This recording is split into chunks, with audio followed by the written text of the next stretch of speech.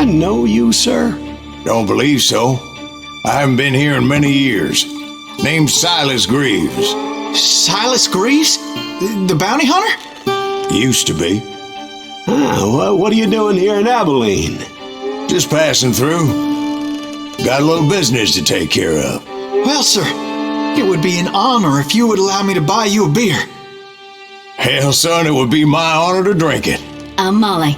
Howdy. I'm Dwight. That's Jack and Steve. Ben's behind the bar. Oh, I bet you got some great stories. A couple. Any of them true? Jack, be nice. A few. What about your shootout with Henry Plummer's gang in Bannock, Montana? Is that where you started as a bounty hunter? That's what it says in this here dime novel. Don't believe everything you read in them dime novels, boy. First man I hunted was back when I was riding with Billy the Kid. You knew Billy the Kid? Damn right. That scrawny son of a bitch had no fear. Wouldn't back down for nobody. I heard he collected the 10 stars off any crooked lawman who crossed him. It was a war, boy. The Lincoln County War. And Billy promised his regulators would take the life of every bastard who helped bushwhack John Tunstall. Kid had a big chip on his shoulder and a hair-trigger temper. Made him dangerous as hell.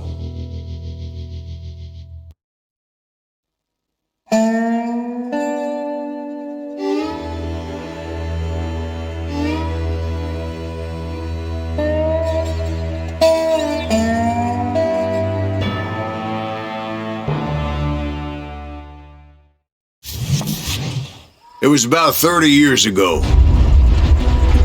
Billy was hiding out in an abandoned farm near Stinking Springs. I threw in with the kid because the man I had sworn vengeance on was riding with Billy's enemies. But before I tell you why I want that sumbitch dead, let me tell you what happened that day. I was heading back to the hideout when suddenly I had this funny feeling. Funny, ha-ha? No, Steve. The other kind of funny.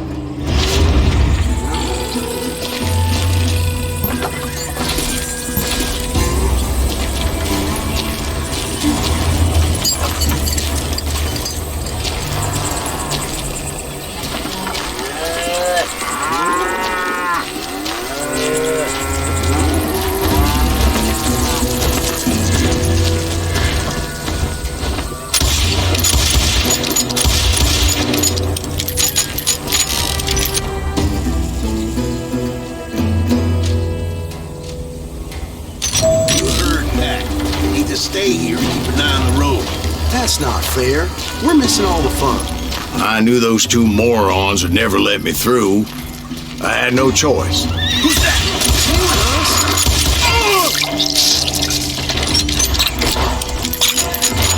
Was it Pat Garrett's posse? Oh, yeah. I heard the shots and I knew I had to move fast. Garrett and his army of deputies had surrounded the entire homestead. They're coming from the rear! I decided to help Billy and the boys out a bit. So that's just what I did.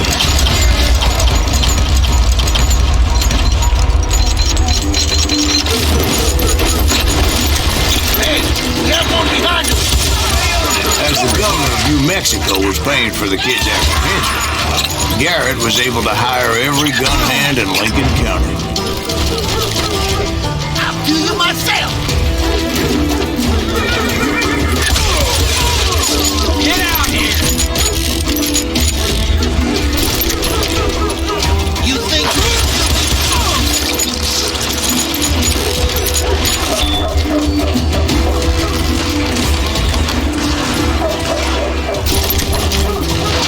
Watch out! One of them! God damn it! He's right behind! Where the hell's Garrett's men were running around like a bunch of chickens with their heads cut Send off. these son bitches running!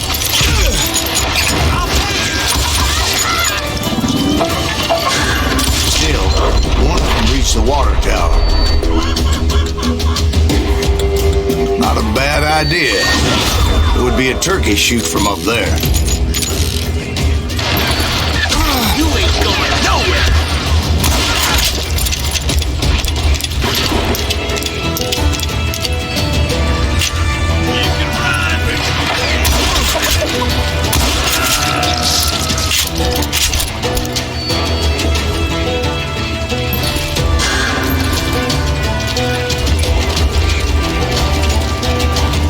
Luckily, these shooters Garrett hired weren't the sharpest tools in the shed. The right position is very important. Personally, I prefer to be on top. Oh, you do you? Indeed, darling. But where was I? Oh, yeah.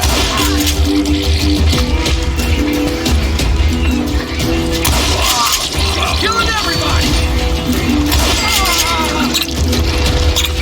I'm putting you down! A lot of them were saddle tramps or sod busters or drunken drifters looking to make a few bucks. I'll do you myself!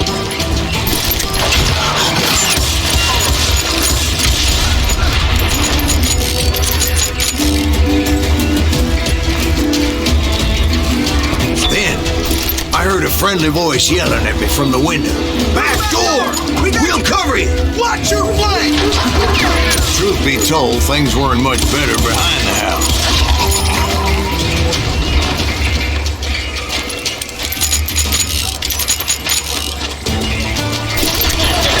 Cut their numbers in half. But that just made the ones that were left twice as mad. They made up for their lack of skill with a seemingly endless supply of ammo. It was a bit of a slog, but I finally fought my way around the back of the house.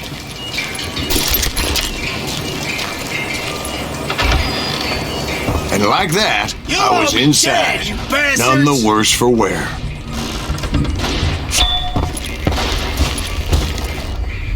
I passed Dirty Dave. And upstairs I found Billy and Charlie Bowdry. How about Dick? Huh? You like Dick?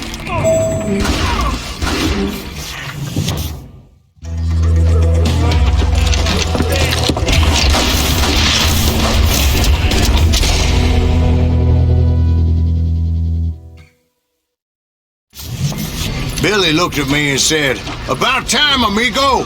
Grab a gun and get to the window." Wait, so you were friends with Billy the Kid? Yeah, sort of. Anyway, we were surrounded by dozens of deputized shooters who wanted to do us harm.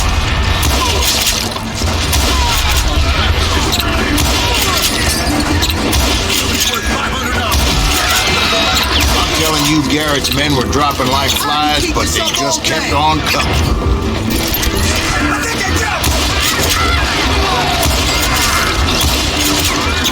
Where the hell Garrett get to?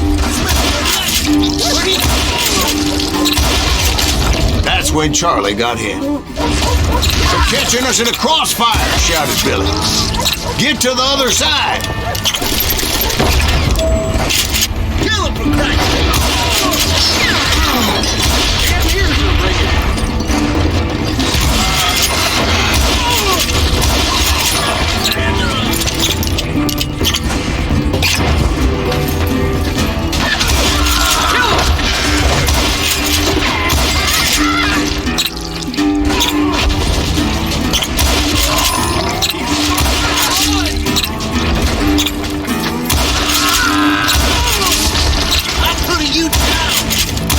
I don't know how many of those cocksuckers I personally put down, but it was pretty clear, even to Billy, that maybe discretion was the better part of valor. What's that mean? It means that it was time to cut and run. "They got a Gatlin," Billy shouted. "Get the horses and bring them round back. I'll draw their attention." He directed that order at me, and I thought, why the hell do I have to do it?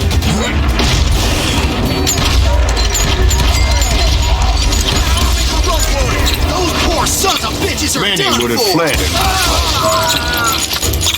But I had that false sense of invincibility that many young men have. Like Jack here. What are you saying, old man? Jack is just joshing. Yeah, he better be. Mr. Greaves, please continue. Please, call me Silas, ma'am. Now, where was I? You were heading for the barn. Gonna cut you a new one!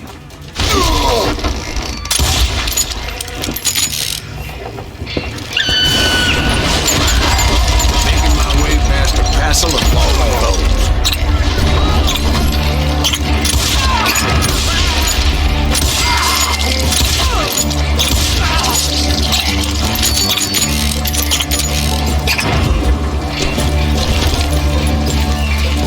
Sounds like Garrett hired a whole regiment of hired guns. Yeah, and just when I thought I was done with them, more of these hapless bastards would pop up.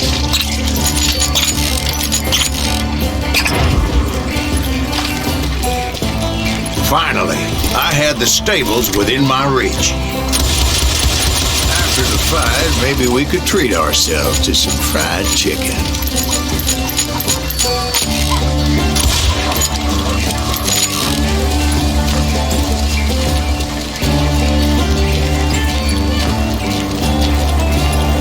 And that's when I met Sheriff Pat Garrett. I read that you went toe-to-toe with him, sir. That backstabbing bastard with that tacked-on tin star.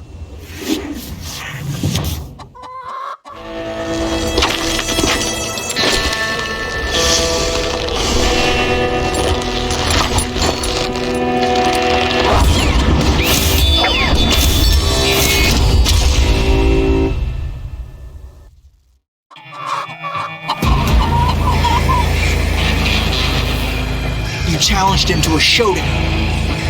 You read that in a dime novel? It said he showed no fear as he took your measure with eyes like a rattlesnake.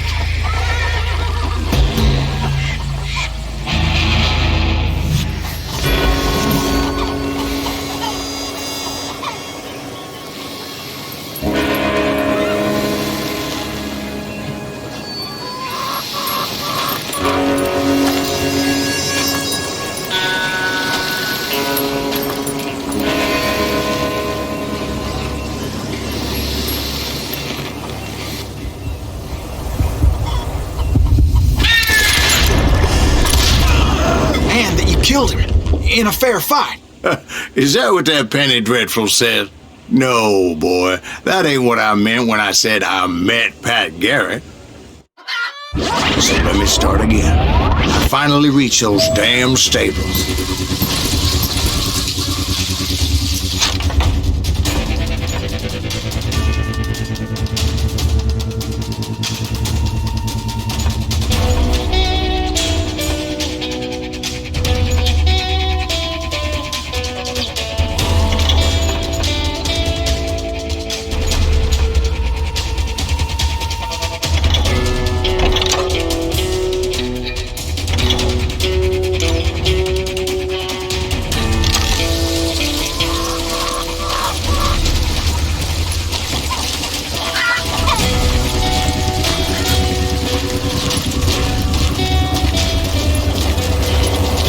Stepped inside, and last thing I heard was Garrett's voice. That's not Billy. And go on, how did it end? And, boy, that was just the beginning.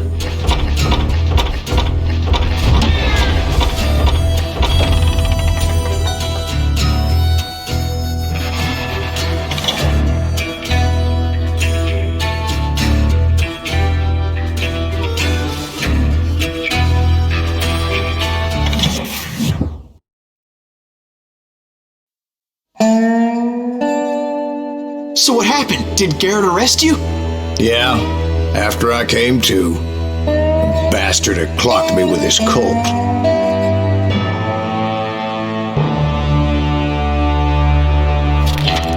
And the kid surrendered?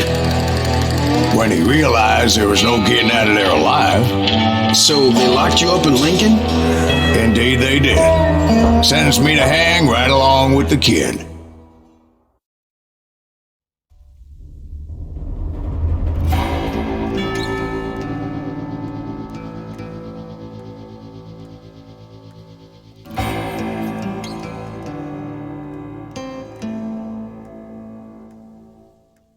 It's important to know that I was only riding with Billy so I could find the bastard I was after.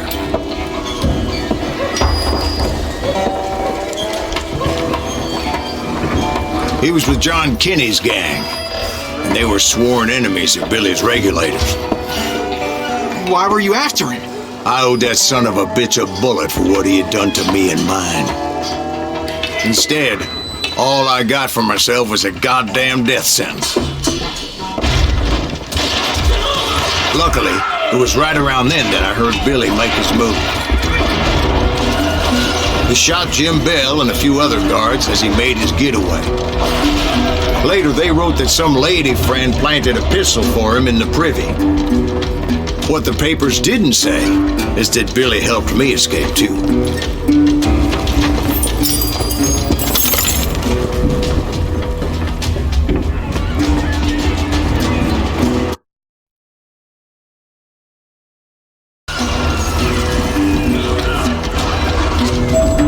My first order of business was finding a firearm.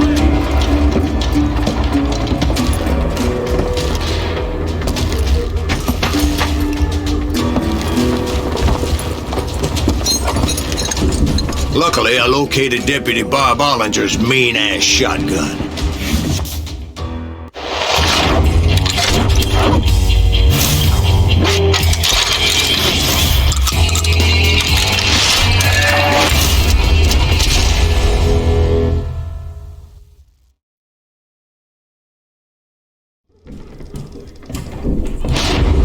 I saw Billy through the window, and he yelled that I should take to the rooftops to make my escape. So I did. Anybody see Billy? Son of a bitch shot Tim Brown! The kids escaped raised a huge ruckus. Hell yeah. That scatter gun was like a double-barreled howitzer. It could blow a man clear off his feet. You hardly had to aim the damn thing. Guards were everywhere looking for him. Get away!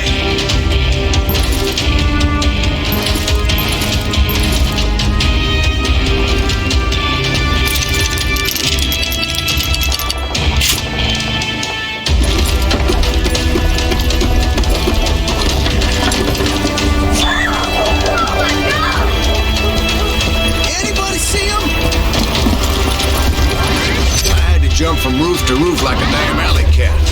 I followed the planks where I could, but...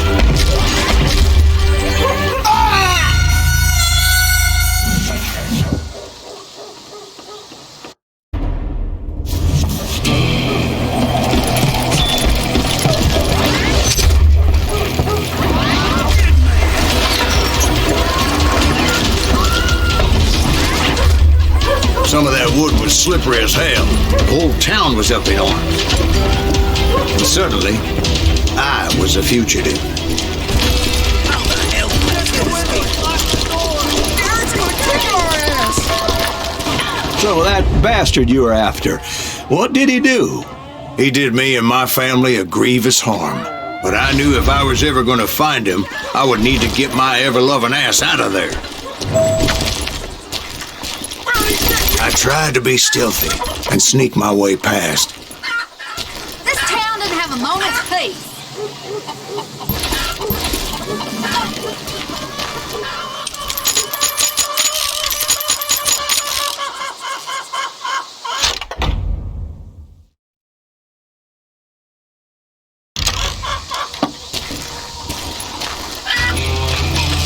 You!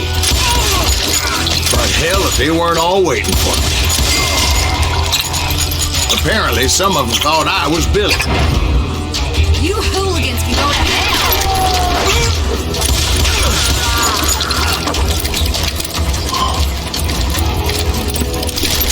I've got this! He's in town somewhere! Me and the kid shared a certain similarity in build and coloring. I was just glad I had Deputy Bob's mean-ass shotgun. To me! Get your headstone! There's children here. We're gonna be in deep shit! So much lead was whizzing by my head, it was like everyone in Lincoln wanted to put me in the ground. I knew I needed to find a horse. Though I never did have a great fondness for those four-legged grass eaters. Smelly, sweaty, ungrateful beasts. I'm here! We prize them too high, if you ask me. I don't get...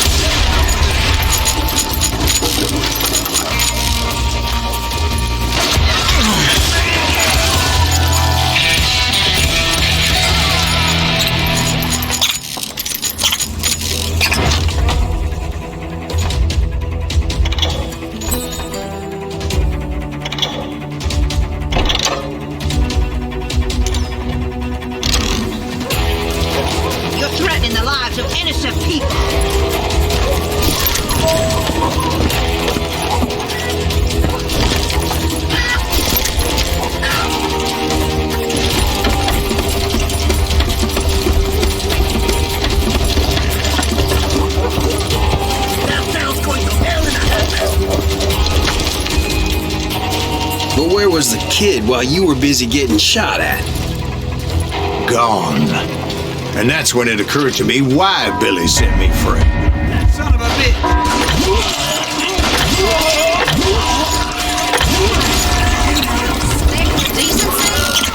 So I could be a hapless decoy and draw attention while he snuck out of town.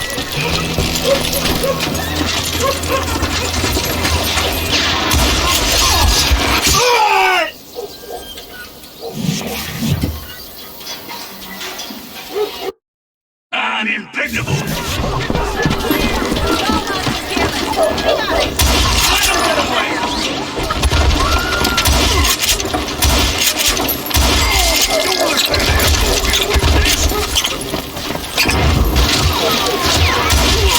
We can take him!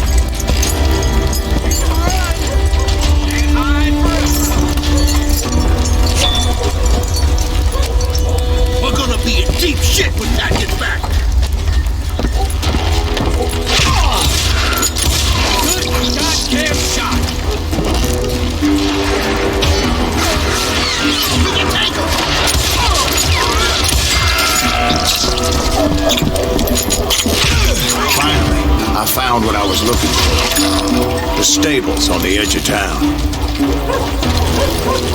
I guess Billy saved your ass, taking out Bob Ollinger the way he did. Billy didn't kill Bob. Well, sure he did. He dispatched him right after he shot Deputy Bell. No, sir. Because Bob came right up behind me, angry as hell that Billy had lit out. "Hello, Bob," I said. "I think you better let me go." And he says, "I don't think so, boy. Not with my shotgun." So we stood there in the middle of the street, eyeball to eyeball. He intended to kill me, and I knew I had no choice but to defend myself.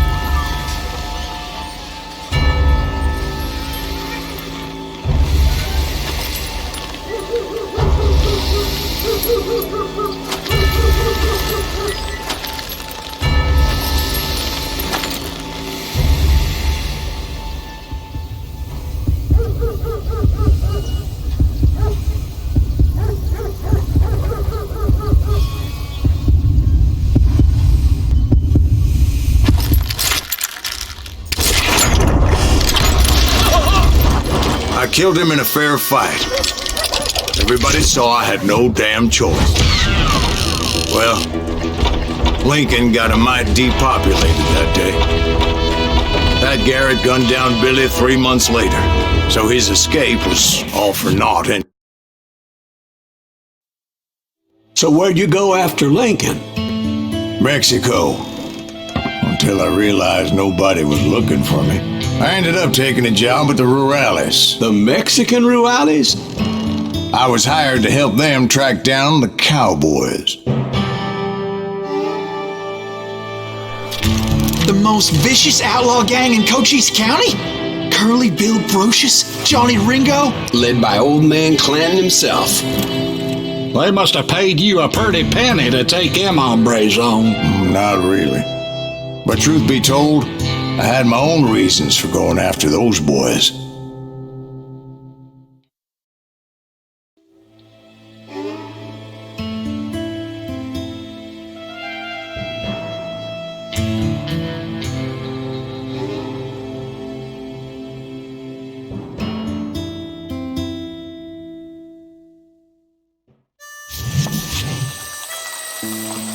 So was the bastard you were after now riding with the cowboys?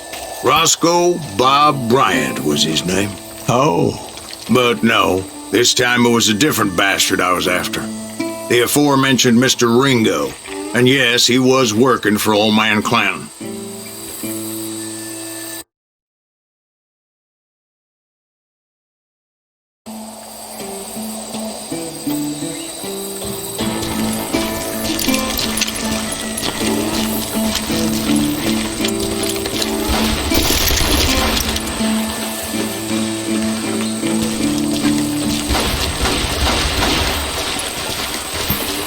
Where's he going?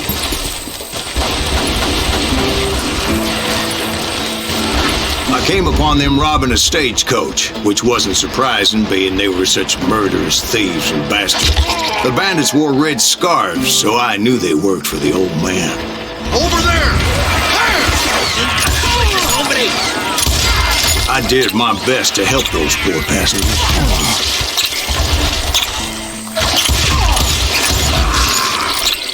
Moments later, the attackers were dead, and I checked the stagecoach to see how many passengers were still breathing. None. It was then I wondered if the rocks weren't hiding more bandits. Was that all of them? Or did I just hit the rear guard? I quickly got my answer. They attacked from on high like Apaches often did. They would appear in great numbers from above and rain down lead on their hapless enemies' heads, making use of the high ground and whatever else they had. Yep, the Apaches always appeared out of nowhere, and there never seemed to be an end to it. Hold on. Were you attacked by Apaches? What happened to the cowboys? Did I say they were Apaches? I said Clanton's cowboys attacked me Apache style. I was in a pitched battle, but I was holding my own against an overwhelming enemy force.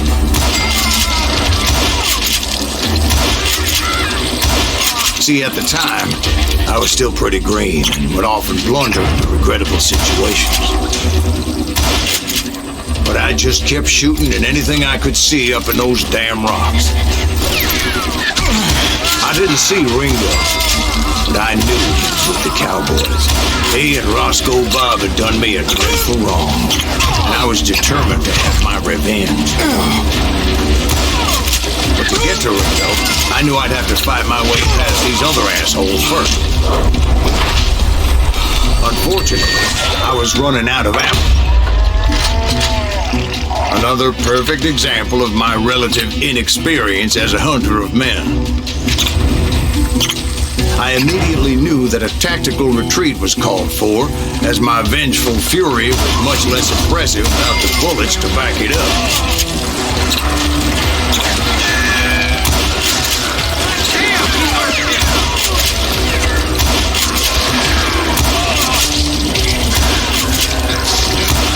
Finally, they managed to corner me.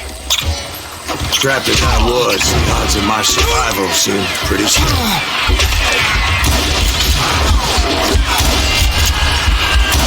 Luckily, serendipity was on my side as I suddenly spotted a way out of my predicament.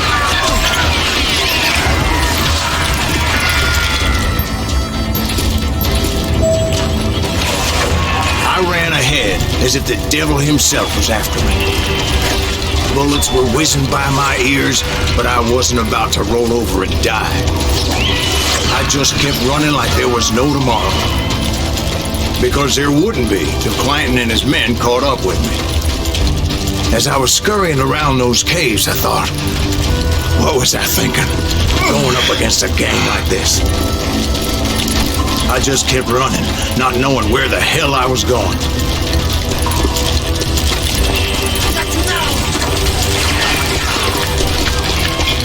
And that's when something miraculous happened. Like manna from heaven, I found the desiccated remains of what looked like an Apache warrior.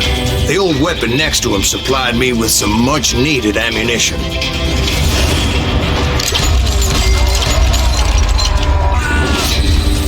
That Masterson once told me it was more important to be lucky than good, and he would know.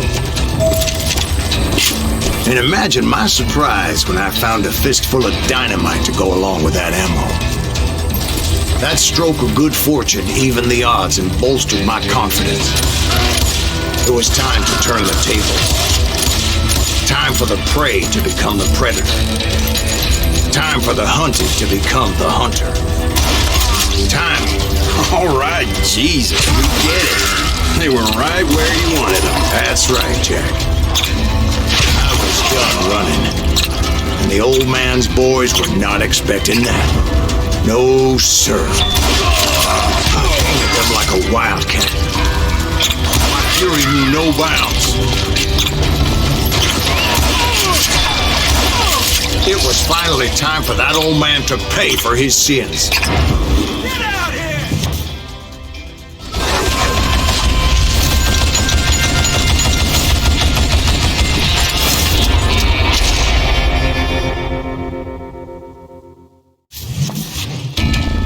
I yelled out at the top of my lungs, "Clanton, I'm coming for you!" A little stealth might have made more sense, to be perfectly honest. Because that old fool had a Gatling gun and enough bullets to last him till kingdom come. But I knew I could not let that deter me. Not if I was to find and kill Ringo. I needed to get that old man off that gun.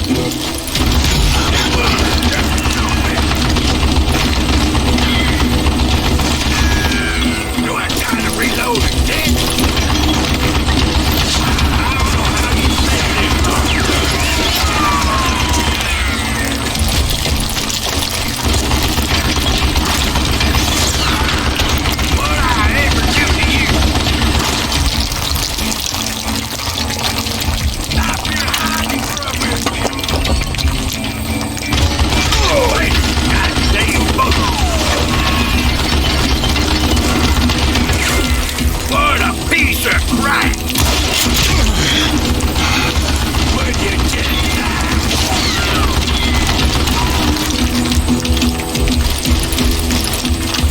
Most everyone thought it was the Ruales who had come up against him in Guadalupe Canyon, but it was just me.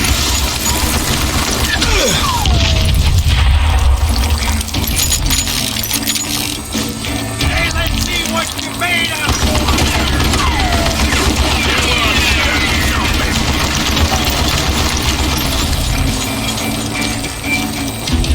You think I don't see? Run!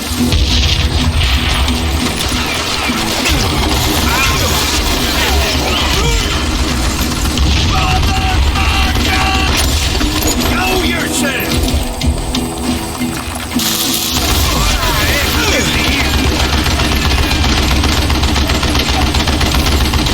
Damn, I gotta reload!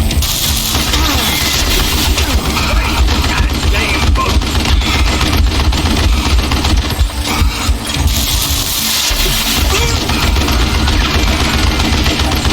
Where'd you get that?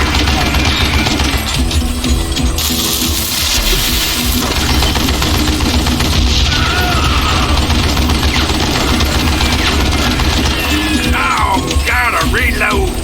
Oh! You will do something!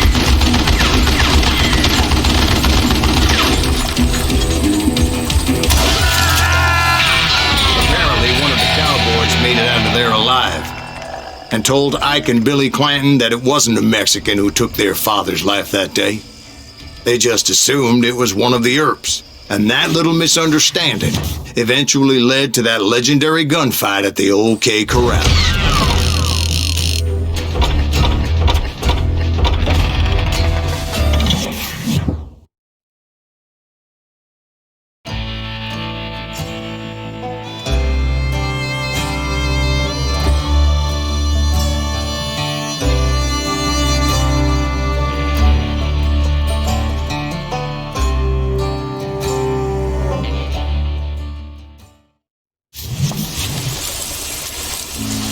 A few weeks after that dust-up at the OK Corral, I was still after Johnny Ringo. I had tracked him and the cowboys to their hideout at a sawmill, and they were loaded for bear.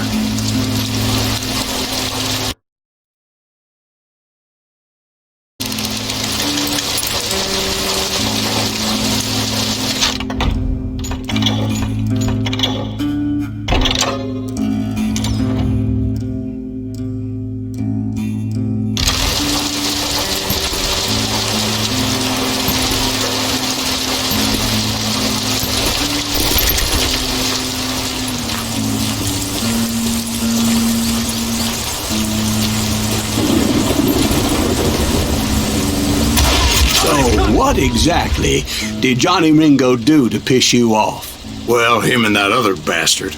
Roscoe Bob Bright? Yep. They both deserve to die, and I promise I'll tell you why. But first I need to tell you about the Cowboys' new boss, Curly Bill Brocious. Herb's coming! Get ready, boys. Kill it!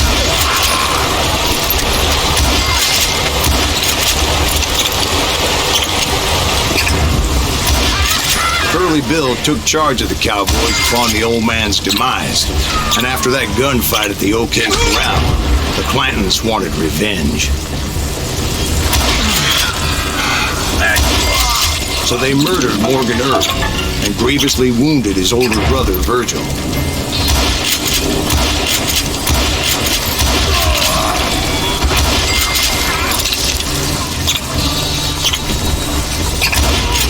Wyatt and Doc went on what became known as the Vendetta Ride, hunting those outlaws down.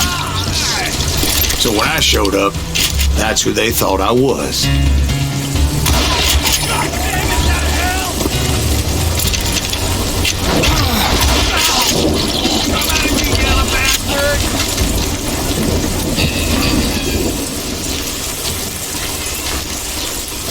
I'm ending you!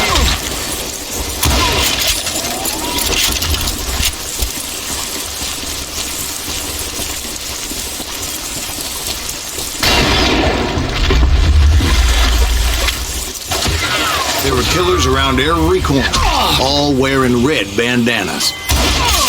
That's how the Cowboys identified each other, and I was beginning to wish I had one myself.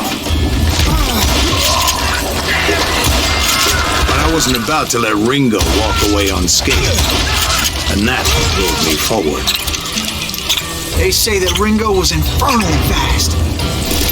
I hardly saw anyone faster, boy. Certainly not Wyatt Earp. That man was all hat and no cap.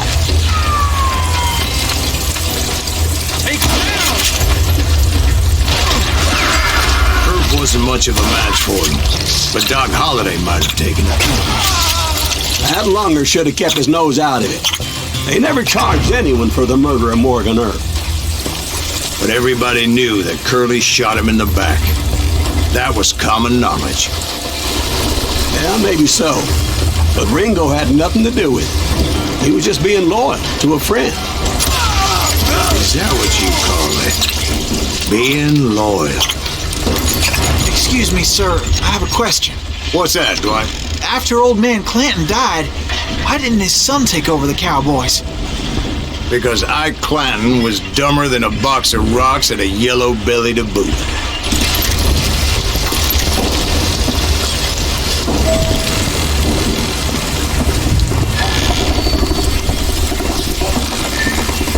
Now, where was I? Taking down the entire cowboy gang single-handed. Indeed I was, Jack.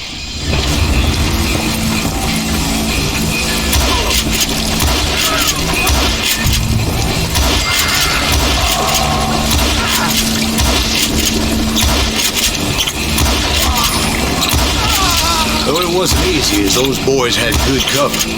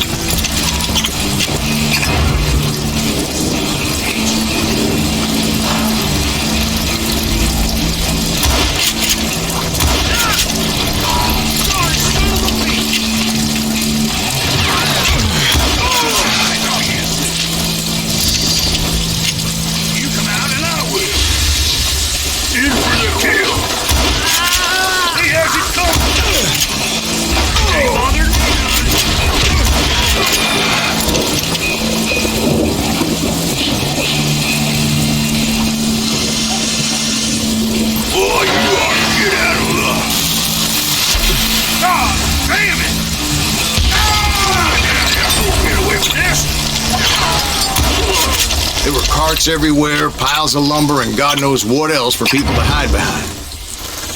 That really was one hell of a sawmill. Quite an impressive operation.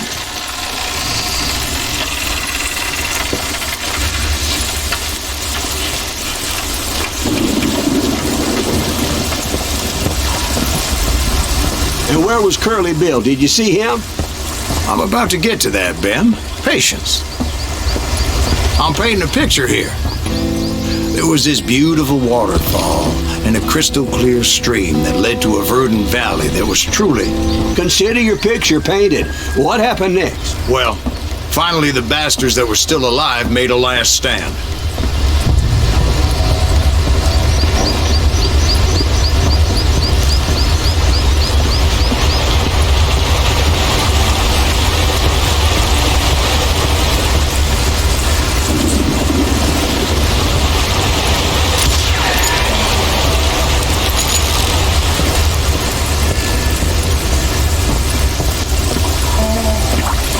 Curly Bill, Johnny Ringo, and his compadres took off into the lumber yard, and I followed after.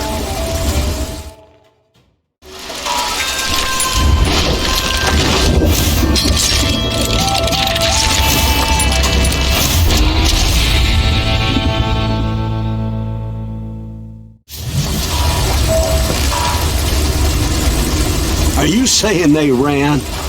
Cowardice was not in Ringo nor Curly Bill's nature. No, sir. I never said they were running scared. They just wanted me out in the open. Time to dance with the devil! Why not dance? Is that something send you to kill me?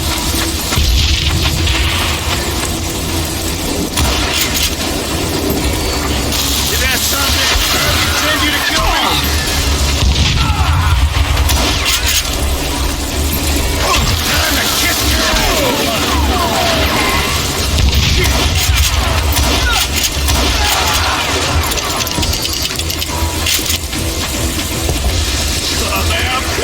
Wherever you are!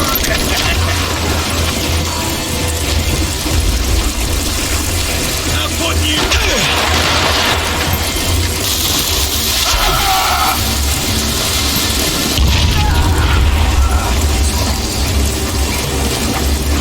time to die! Kill that murderous cocksucker!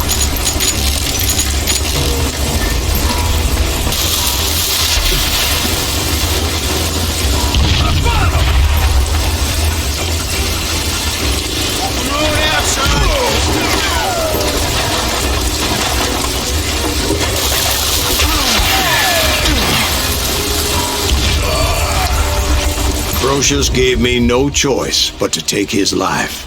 But Ringo was nowhere to be found. I knew you didn't kill Ringo, because he was found dead in a different location altogether. To this day, his killer is still unknown. Indeed. Took me a few months before I finally tracked his ass to West Turkey Creek Canyon.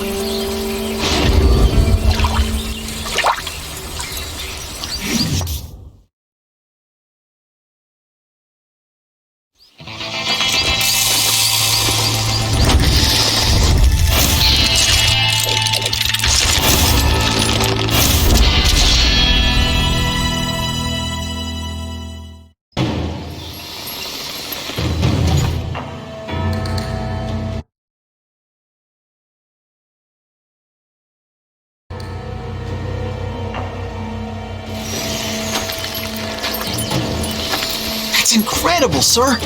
I always thought that Doc Holliday was the one that killed him.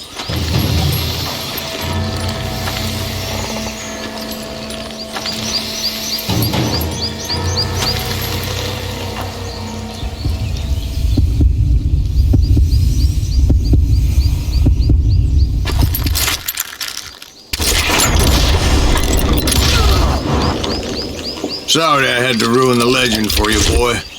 But the legend ain't always true. Doc Holliday had nothing to do with the death of Johnny Ringo.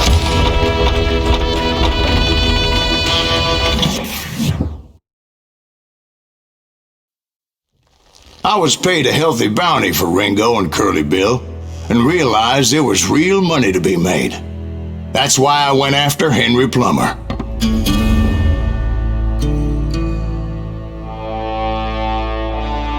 Now, wasn't he the sheriff who augmented his income by shaking down miners and robbing gold shipments? That's the one.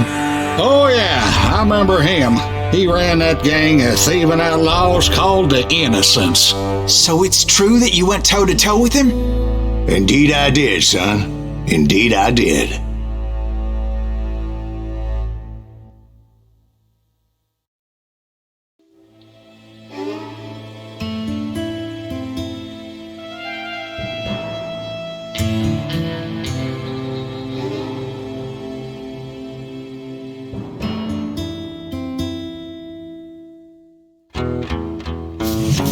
I knew I needed resources if I was going to track down Roscoe Bob Bryant, and hunting Plummer looked like a good way to get rich quick.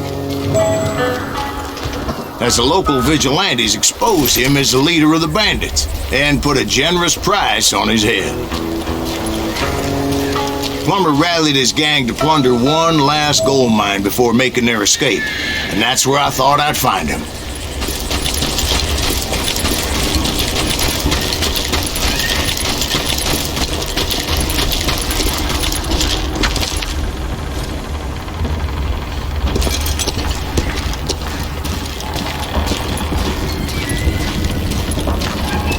Makes me nervous standing so close to all these goddamn barrels of gunpowder.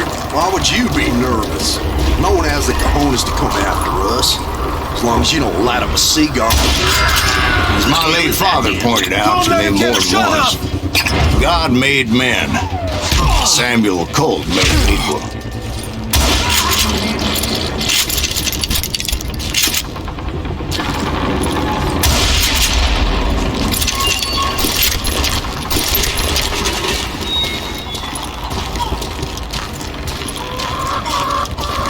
I knew that dynamite wasn't mine, so I decided the polite thing would be to return it. It was the biggest gold rush since Sutter's Mill in '48. Unfortunately, prospectors weren't the only ones drawn to those riches.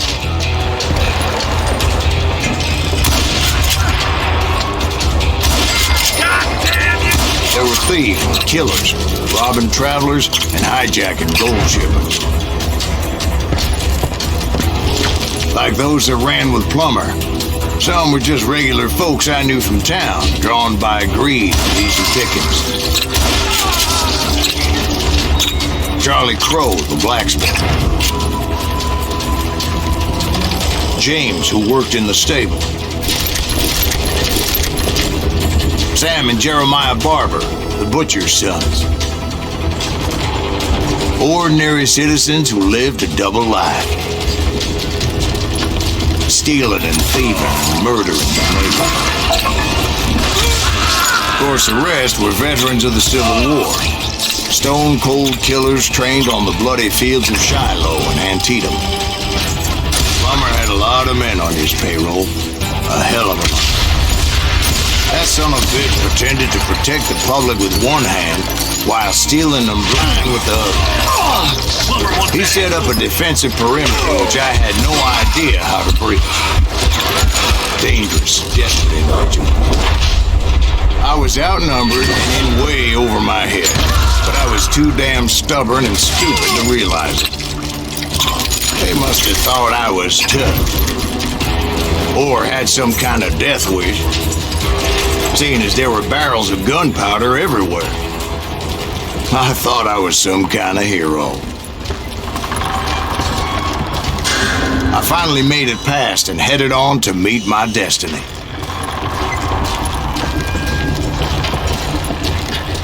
But first, I had something I needed to figure out. I had a few ideas on how to get into that mine, but once I made my decision, I knew there was no turning back. So my first thought was to enter the nearest mine portal. I saw an entrance. Made sense. It was the quickest way in, but that also made it more dangerous, as there would undoubtedly be enemy pickets posted along the way.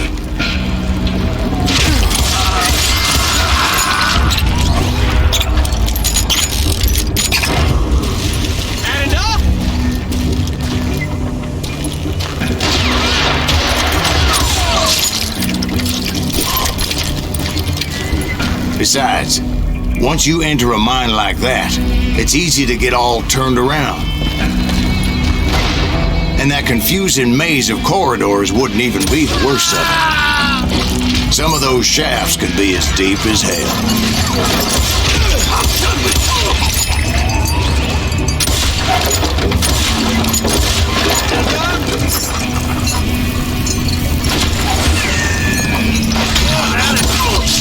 A single stumble or misstep can easily end in a deadly plunge to oblivion.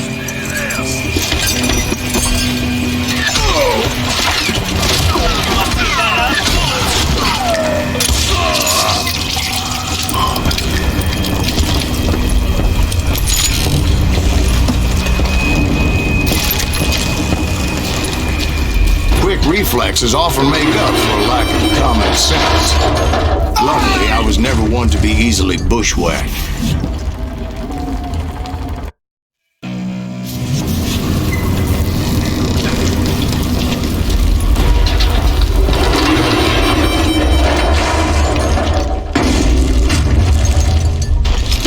I would just need to be careful not to blow myself to kingdom come.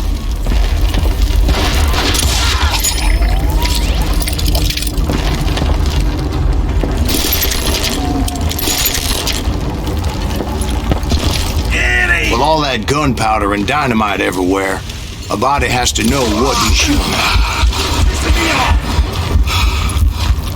One wrong bullet could have turned that mine into a dad-blasted tomb.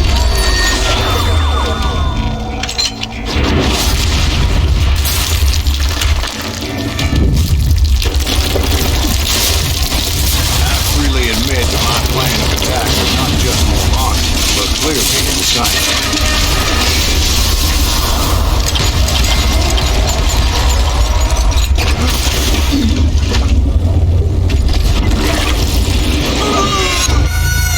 It's a good thing that I abandoned that ridiculous plan before I even tried it.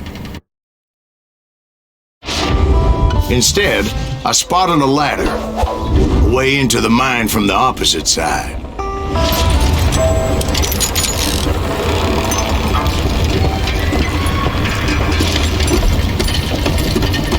It was a long way around, but that approach seemed more sensible at the time. Of course, being I had a problem with heights, that scaffolding scared the bejesus out of me. Climbing down that ladder required some caution, because even though I had a younger man's reflexes, no man can dodge a damn bullet while climbing down a rickety ladder. I needed to make a leap of faith. I was determined not to give up, however. That Sheriff Plummer seemed quite the despicable character. When the vigilantes discovered what the sheriff was up to, people were outraged. That 10,000 they put on his head would go a long way to helping me find old Bob. And I had made it my mission to settle that score come hell or high water. But first, I would have to make a choice. Take the elevator or climb the ladder.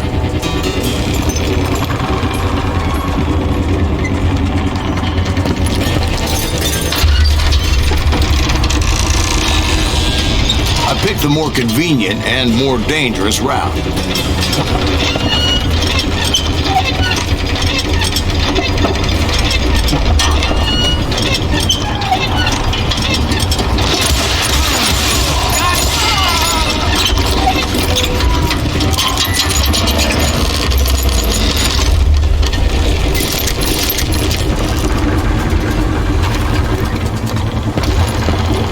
Plummer was a mad dog killer, and the people of Nevada City deserved better.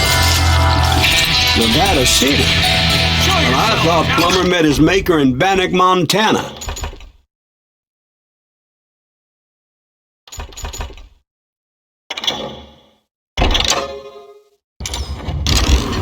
Right, well, he was the sheriff of both places at one time or another, but that's neither here nor there.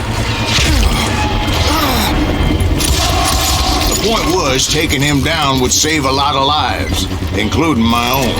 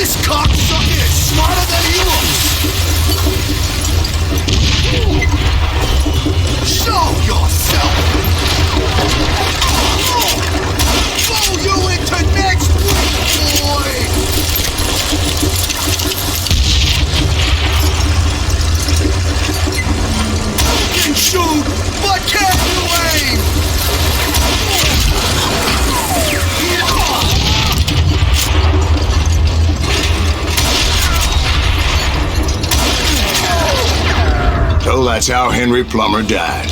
Him and his crew were worth their weight in gold. And now, I was officially a bounty hunter.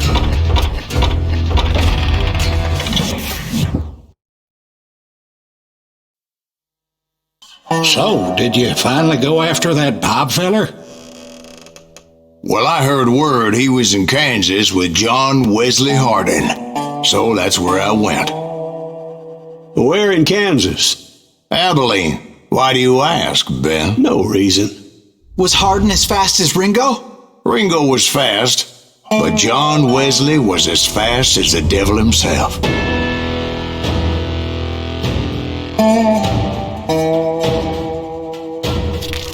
Hell, he killed his first man at 15.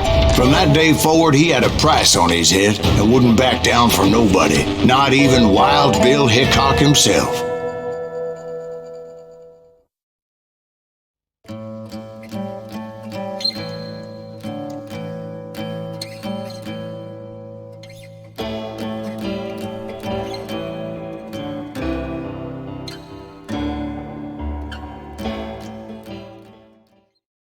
I dodged death many a time, and that night in Abilene was Still standing. I was there with the intention of finding that bastard Bob and collecting the bounty on John Wesley.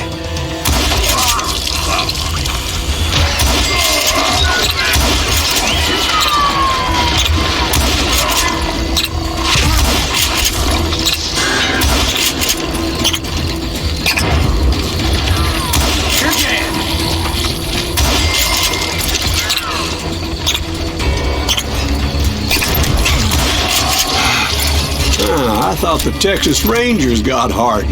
Yeah, that's what they want you to believe.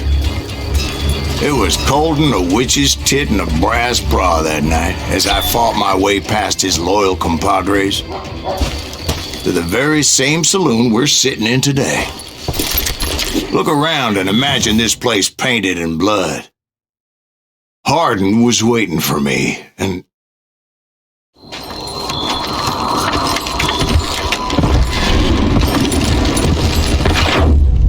wait, I'm jumping the gun here.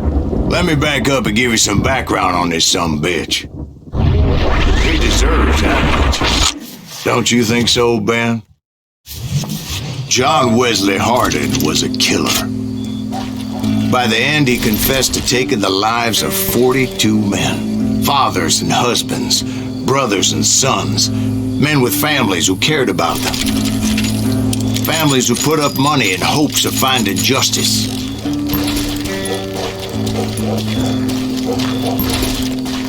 He was a bona fide folk hero by then, and had amassed a gang of armed miscreants and other assorted thugs. He and his men set up camp outside of town, and I was hoping Bob was among them. God damn it! Shoot that son of a bitch!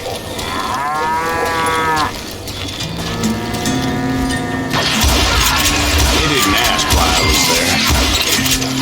They knew. As most of them were wanted as well. I figured Hardin was here somewhere, but to get to him, I'd have to get past his gun hands. That was easier said than done, as most of them were as foolish and full of bravado as I was.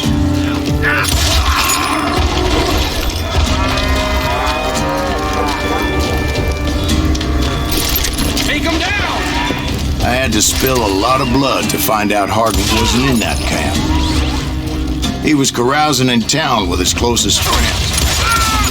Hardin's boys apparently didn't want me to reach the bullhead. Some were hightailing it into town to inform their jefe of my unwelcome presence. I'm just getting started. You just met your match.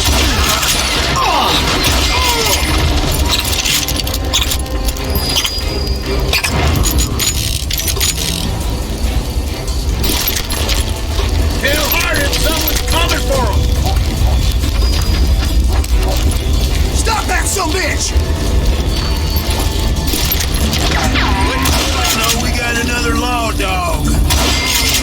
wondered if Bob was among them.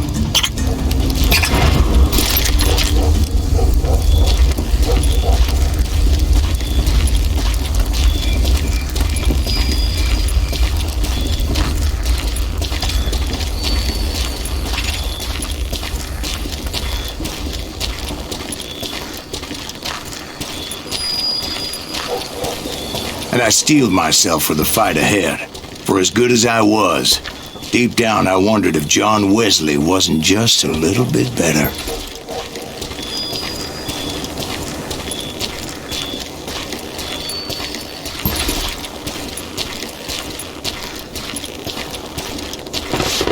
Before I could test my mettle against Hardin, however, I would first need to dispatch his cadre of hired killers. Most of these degenerates were beyond redemption, but John Wesley might have been a different story.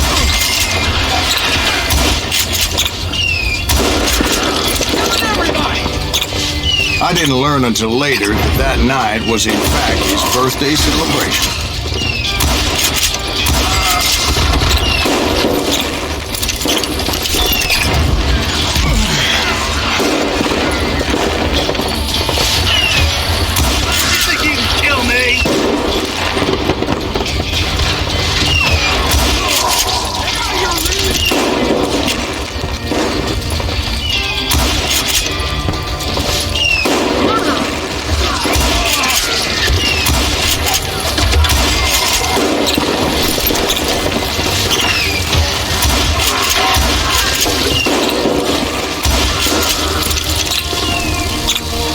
I think I already mentioned that I found Hardin in this very saloon.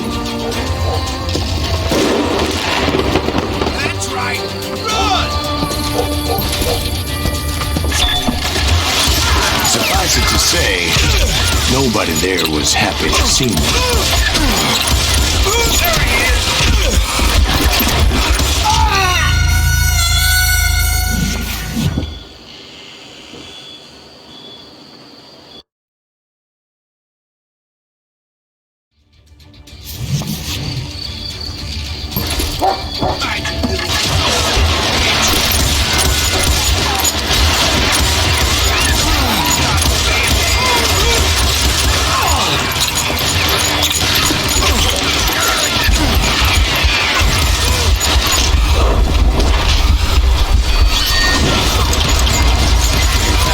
I felt a certain hostility.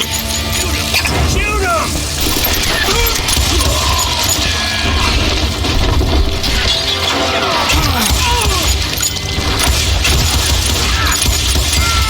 I was disappointed that neither Bob nor John Wesley were among the dead. But that was short-lived, as a moment later I was facing down the fastest gun in the West.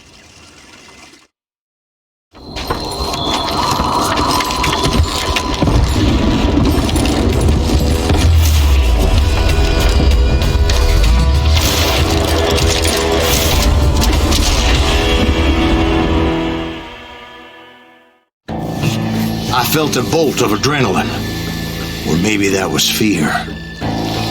He was well known for his tricks, and I knew I'd need my own if I was ever to defeat him.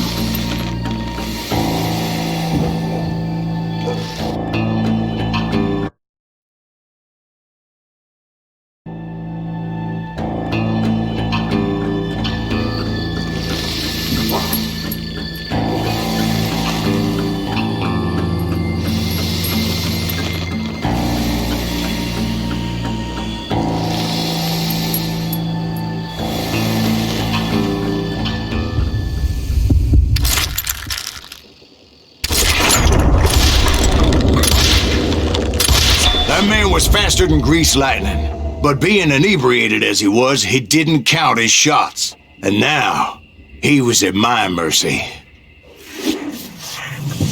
So he didn't die? No, I sent him to prison. Years later, after he was free, some restless avenger took his life. Shot him in the back in a saloon just like this one. Anybody up for another beer? Ben?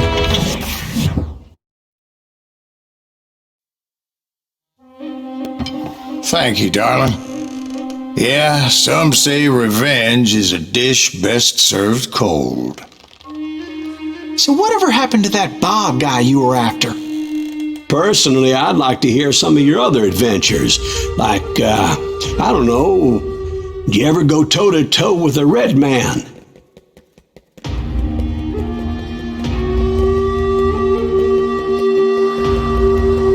Yes, I did, Ben. I remember once I was after this renegade Apache, Grey Wolf. Strangely enough, revenge was also his primary motivation.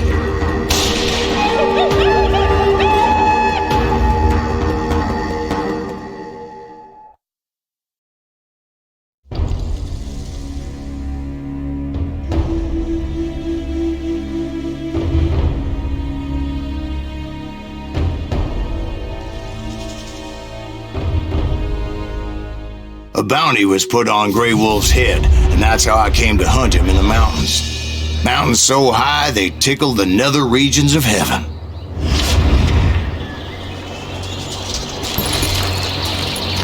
Grey Wolf was a Chiricahua Apache medicine man who had led a war party in revenge for a massacre against his people. The U.S. Army had attacked his tribe during his daughter's secret sunrise ceremony, and the slaughter was unspeakable. I understood his anger, as there's nothing more traumatic than seeing those you love die in a cruel and painful death. Right from the beginning, I couldn't shake the feeling that Grey Wolf was watching my every move. He led a band of young Apache warriors who wanted retribution and were more than willing to die for him.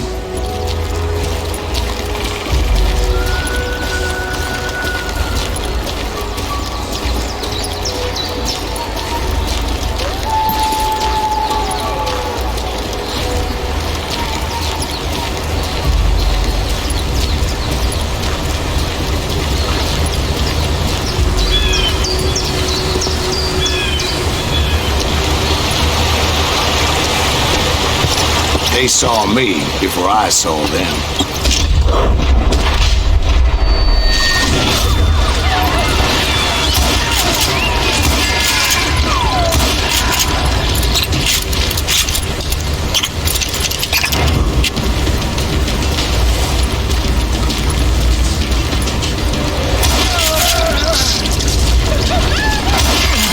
Crossed my mind that maybe this wasn't such a good idea.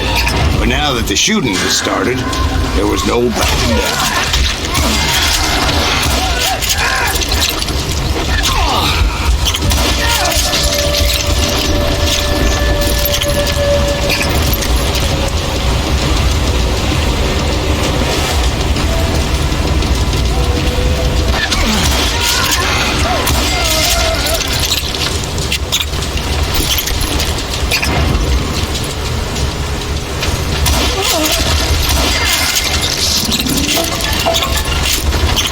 It was rugged country, the winter home of the Chiricahuas, and that's why they had retreated.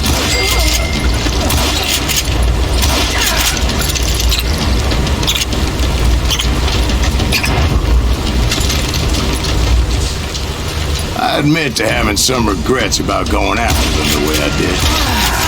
But then again, I got a lot of those.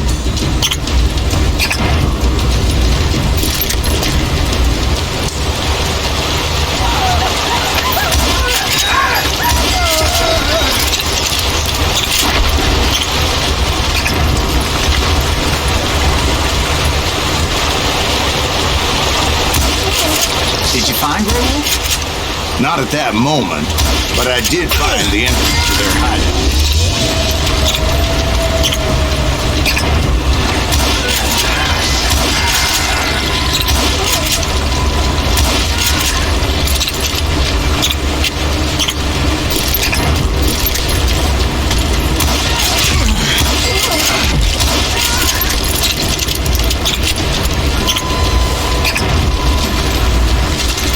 A deep crevice that led to a deeper cave. Don't tell me you went in there. Yeah, but it's not out of bravery so much as pure, angry cussedness.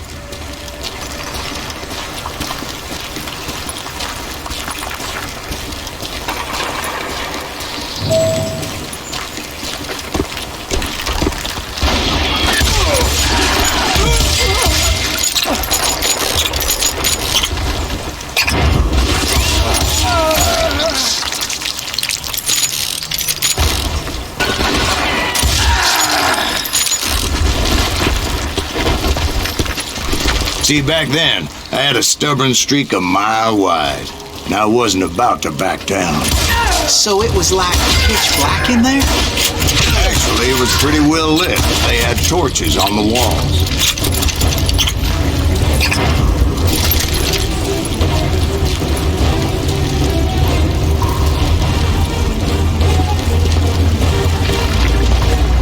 How big was his cave? Big as hell, Ben.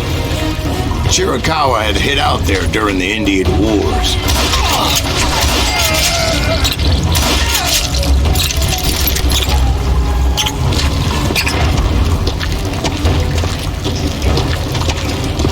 They thought it was haunted with the ghosts of those murdered by the horse soldiers. The cave was haunted with dead Indian ghosts?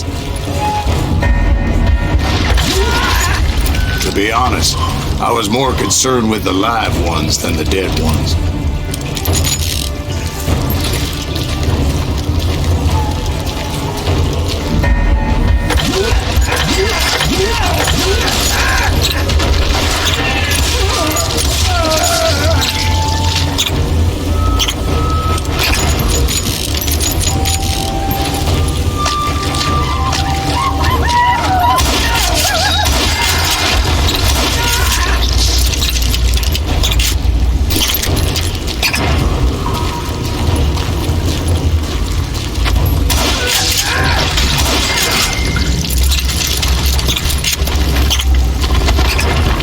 You know so much about engines. A few years back, I was married to 2 Mescalero women.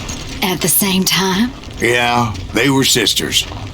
Polygyny is traditional among the Mescalero. So what happened? Oh, I had to get out of there. Those girls never shut up. Both of them nagging at me all the time. Drove me half crazy. Haven't seen them since. No, I mean, what happened with Grey Wolf?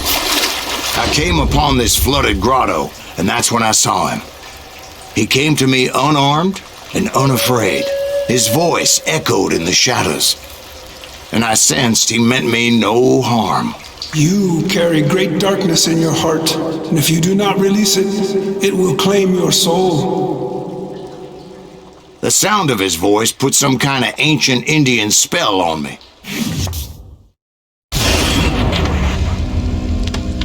As his story unfolded in my mind, You will come to this place again and kill many more men, and the darkness will grow until it consumes everything that you are.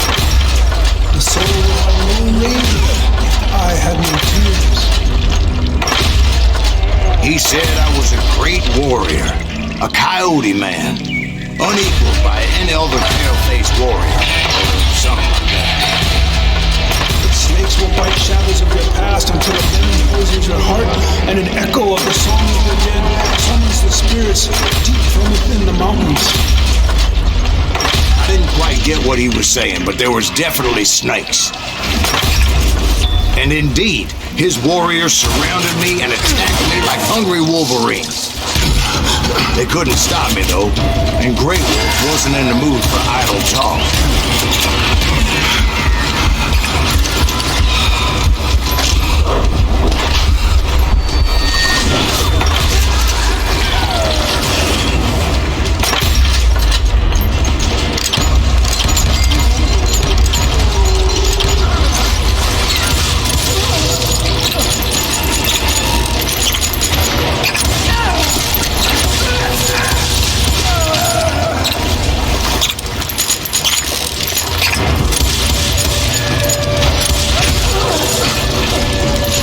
I swear I couldn't see any way out of this trap.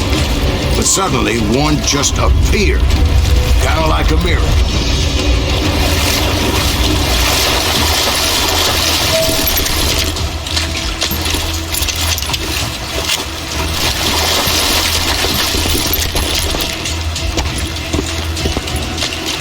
I felt like I would be lost in that damn cave forever.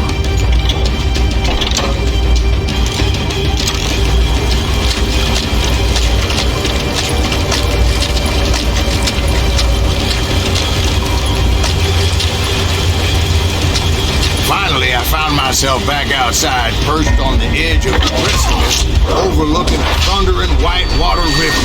To get where I was going required several leaps of faith, but no way in hell I was turning back.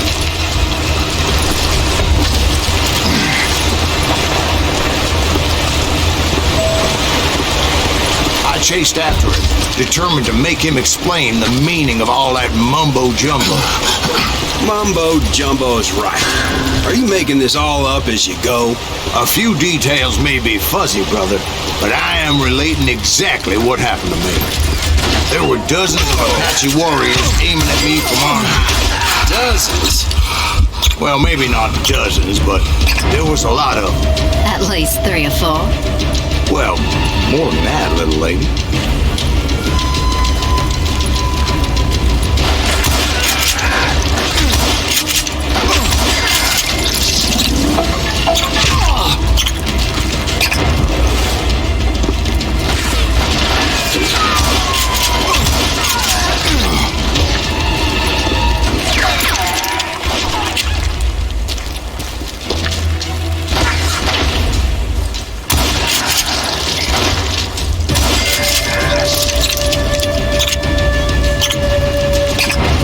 A steep climb up creek ahead of me and scrambled up those rocks like a mountain goat. I was determined to locate Grey Wolf and find out exactly what the hell he was trying to tell me.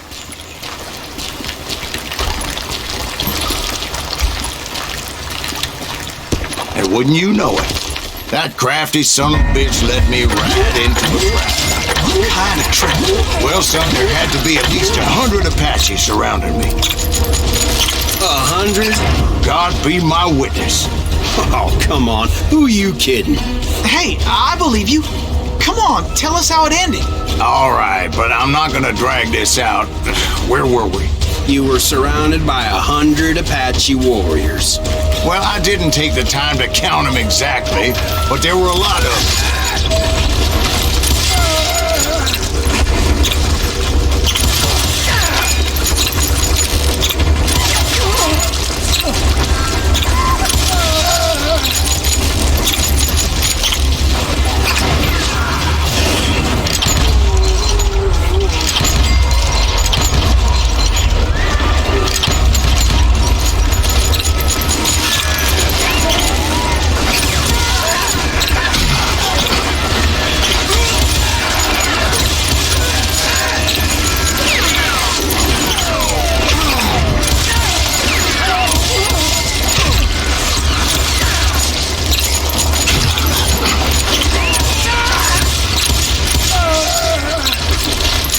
And in the end, a path appeared before me that I had not seen before. I followed it as I desperately needed to find out what Grey Wolf was trying to tell me. But it was like that son of a bitch disappeared into thin air.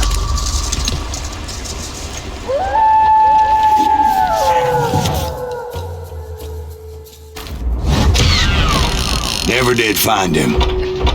And never did collect my goddamn bounty. Thank you, darling. It's interesting how the truth can sometimes seem might malleable, depending upon your point of view. Like how those dime novels make you out to be something you're not? Jack, don't be starting trouble. No, he's right. They do tend to exaggerate. Did they exaggerate your part in taking down the Daltons? Well, I was there in the flesh, boy, so I saw what happened firsthand.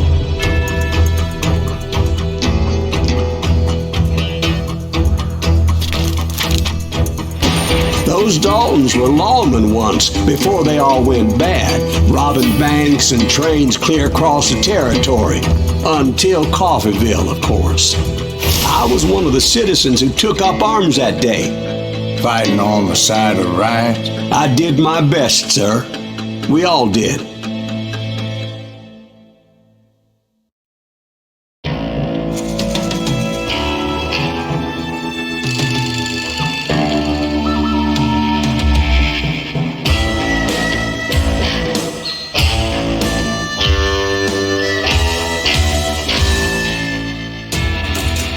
It was early morning.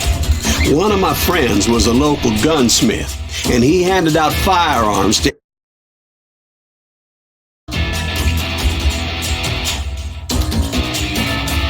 You see, the Daltons got it in their heads to rob two banks at the same time.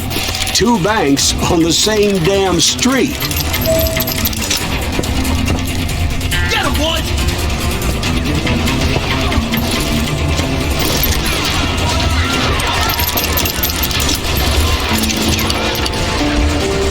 Shoot him, Emmett! Story was Bob Dalton's girl was always riding him about how he had no ambition. Oh, you're nobody next to Jesse James, she'd say. Finally, the bastard took his brothers to Coffeyville just to shut her up. Right. It's always the woman's fault.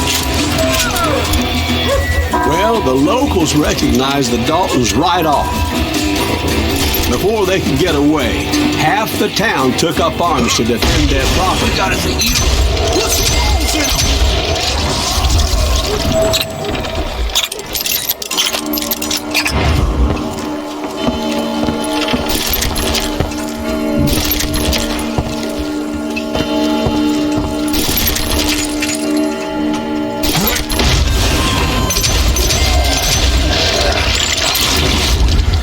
The brothers paid dearly for their stupidity, but everybody knows they had it coming. There's more to it than that.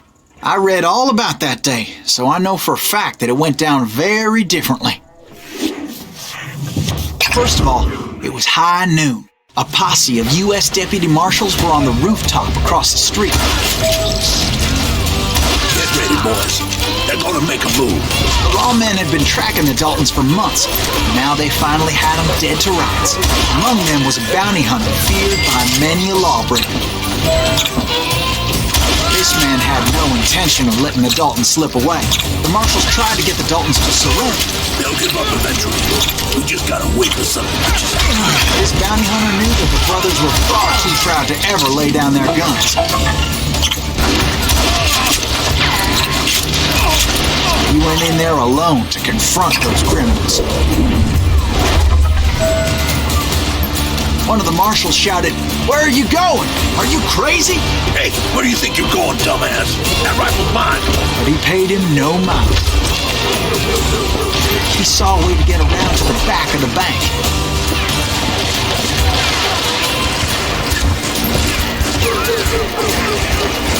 Then he figured out how to hit the Daltons from a direction they weren't expecting.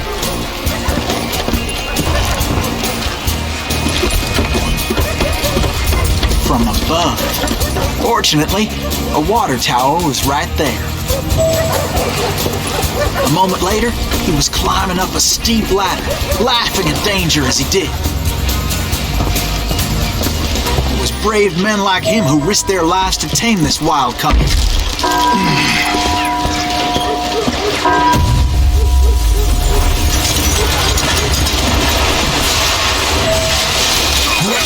We've got company.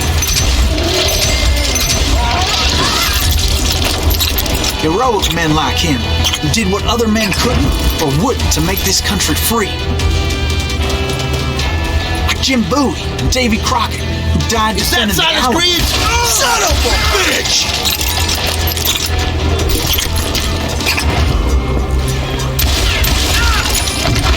Can't hide forever!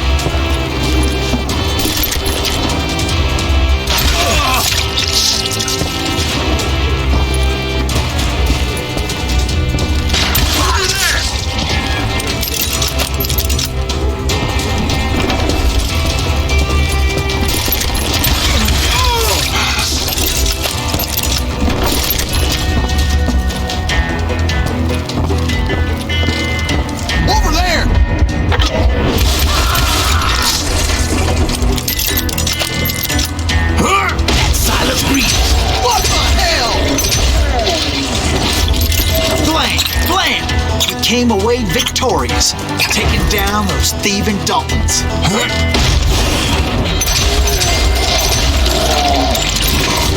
His name was Silas Greaves, and when the dust finally settled, he was the last man standing. Sorry, kid, but that just wasn't the way it happened.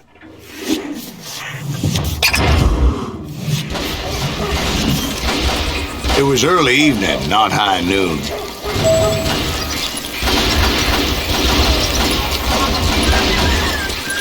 I was late to the party and Coffeyville was already up in arms. The Daltons blew up a safe and were all set to hightail it out of there. Those pathetic deputies surrounding the bank were dropping like flies.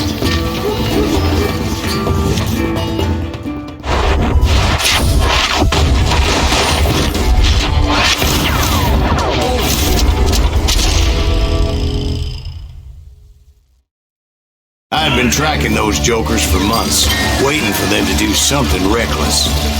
Boy, you are shit out of luck. Finally, they did. Those stupid bastards decided to rob 2 banks at the same time in the same town where everybody knew them. But they still had friends in Coffeyville. What are you gonna do? Face me, you coward! You can't get me.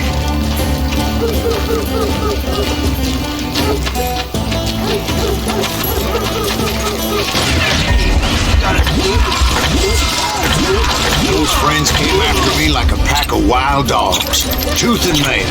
They were coming at me from all directions.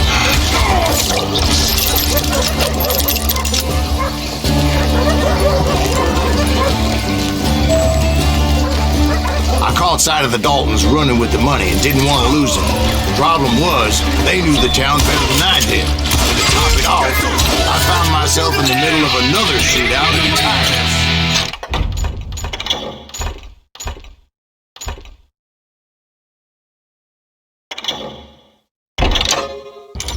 Did the Daltons pull up in somebody's house? No, it was the Smiths, I believe. was this? They were cousins of the Daltons, and they were shooting at the Browns, who were shooting at the Daltons, which wasn't any surprise, because those 2 families have been feuding forever. And since the Joneses are related to the Browns, they shot at the Smiths, pissing off the Heimhoffers, whose daughter recently married a Smith. Well, bullets were flying every which way as all the old feuds in Kansas caught fire all at once. There was a hell of a lot of pissed off people in Coffeyville that day. But that's just the way life is sometimes. Shit happens.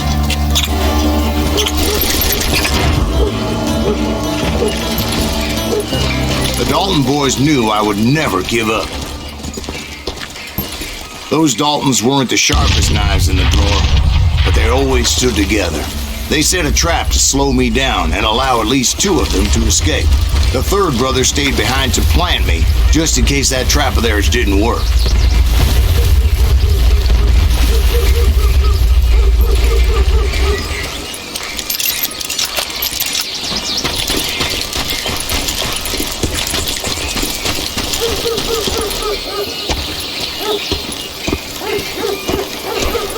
It was Emmett, the youngest, and he decided to stand his ground and face me down.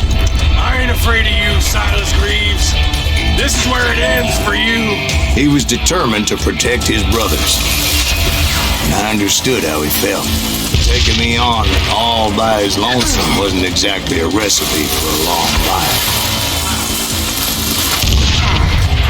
You messed with the wrong damn Dalton.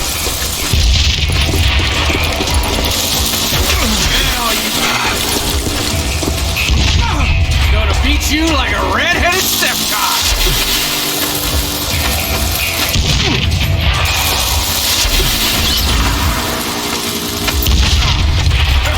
I'm gonna cut you in half.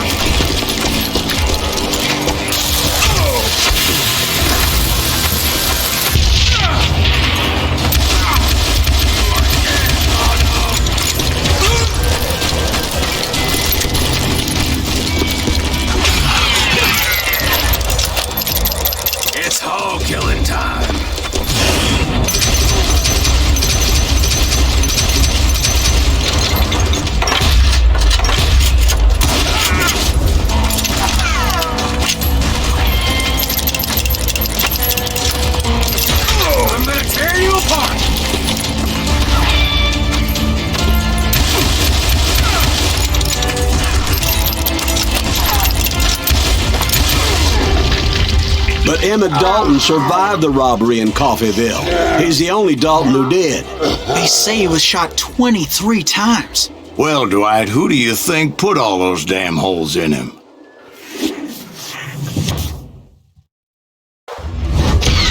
But I have to admit, that boy had grit.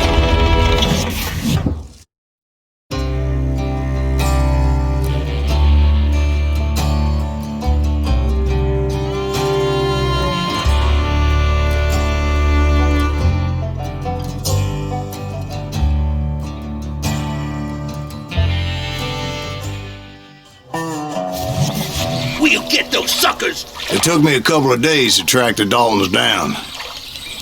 They can't get away with this! And in that time, a whole posse of local vigilantes offered to lend a hand. We'll track him to the ends of the earth. They seemed as determined as me to find those outlaws.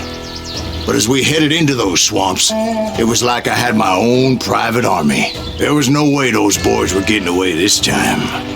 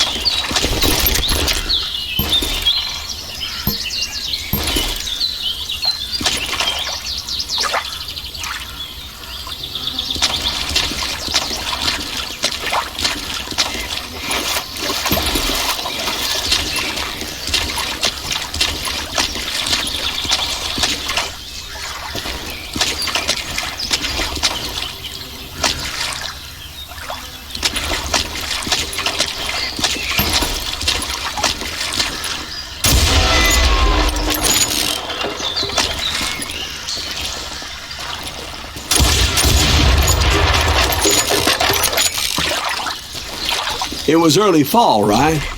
Beautiful time of year. At least you had the weather on your side. Not by my recollection.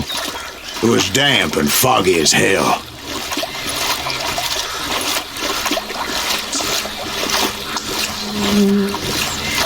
It was tough to stay on a true course, so we kept an eye out for landmarks.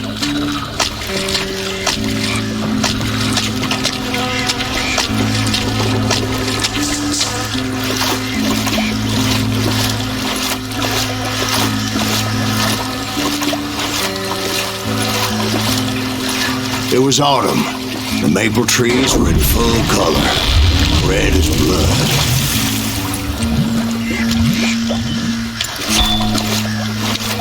The rains that year were torrential, so the whole area was flooded. The vigilantes had spread out wide, and pretty soon I couldn't see anybody.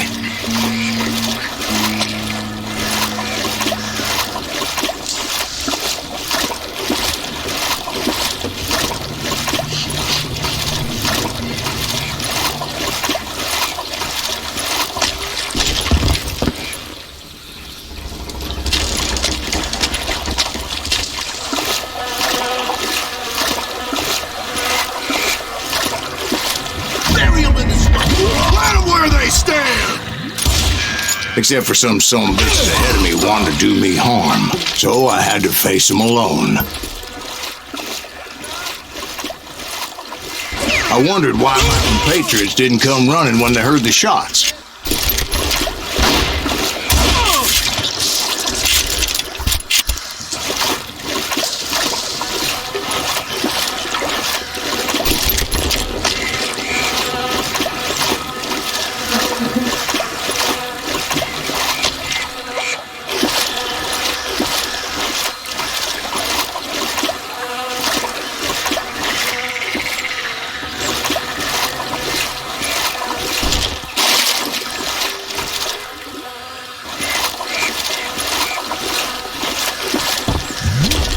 So did you find the Daltons?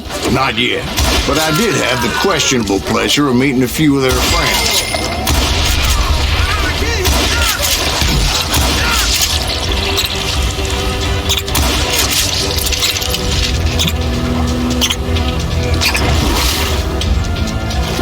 The boys had established quite a reputation by that time, so they attracted all manner of riffraff to their cause.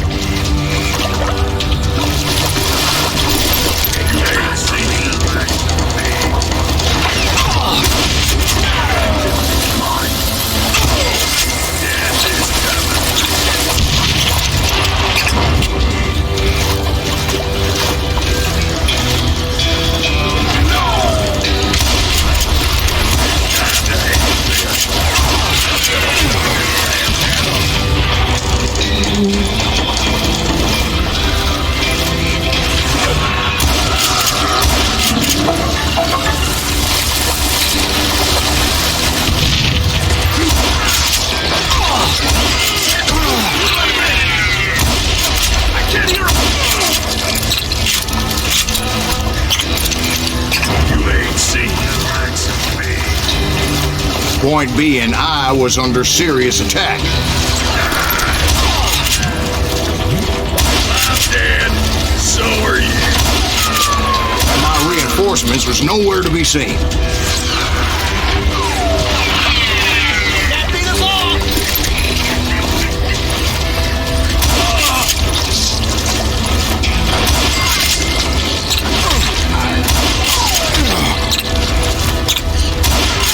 Now you're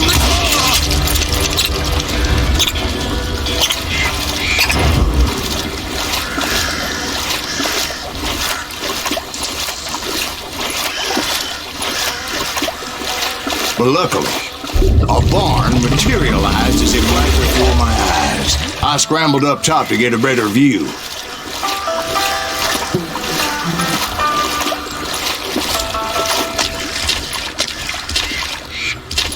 But just ended up falling inside. So, how did you get out? The barn doors was open. About right then, I saw some suspicious characters running for the bushes. Of course, I followed them.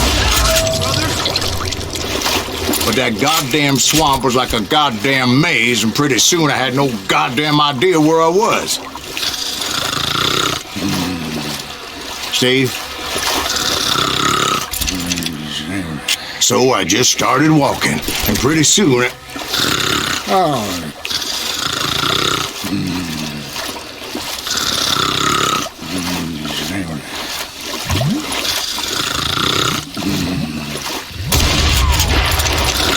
Oh,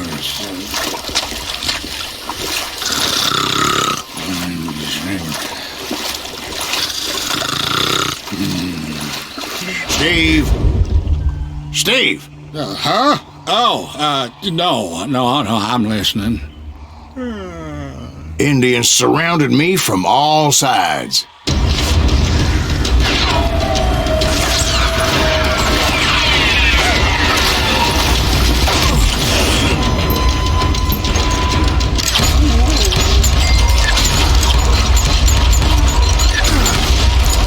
Indians? They were Indians. No. I just wanted to make sure Steve was paying attention. Now, where was I? You were following the Daltons through a swamp? That's right. See, Steve? Dwight's paying attention. No, I'm listening. I was just resting my eyes. So, where was I? The Daltons. Right. See, there's a reason so many outlaw gangs are made up of brothers. Being a brother is a very sacred thing. It's a bond like no other.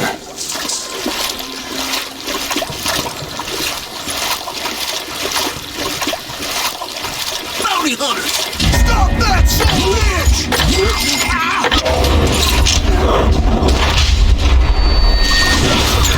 So did you ever find the damn Daltons? Not yet, but I did find a few of their cousins. Two Kansans breed like rabbits. More Smiths or Heimhoffers or who knows what. But hell, what's more important than family? I bet Ben knows what I'm talking about.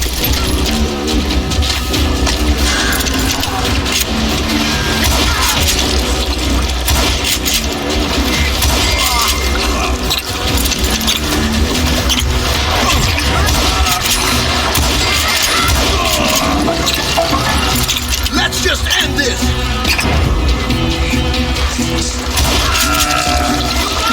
You hear me?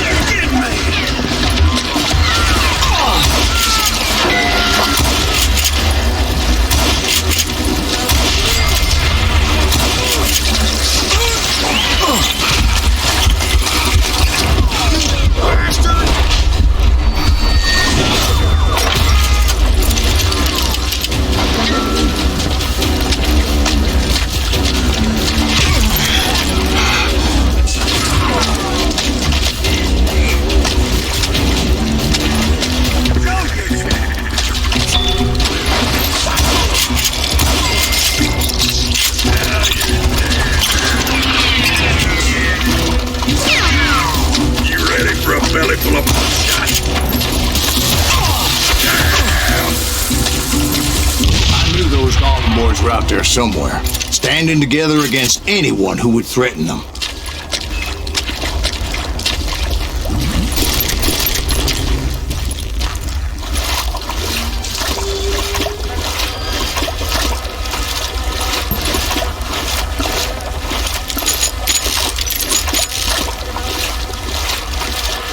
And that's when I saw it. A goddamn steamboat. A steamboat in a swamp? Yeah, Steve, but this wasn't much more than a wreck, really. But how'd a damn steamboat end up in the swamps? Guess it floated off during the flood of '89. Now, was it a stern wheeler or a side wheeler? What? Does that really make a difference, Steve? It was a steamboat with a goddamn army on board. It was then that a fusillade of bullets come raining down from on high. And those vigilantes who accompanied me weren't anywhere to be found. But among those men that were shooting me, I thought I saw some familiar faces.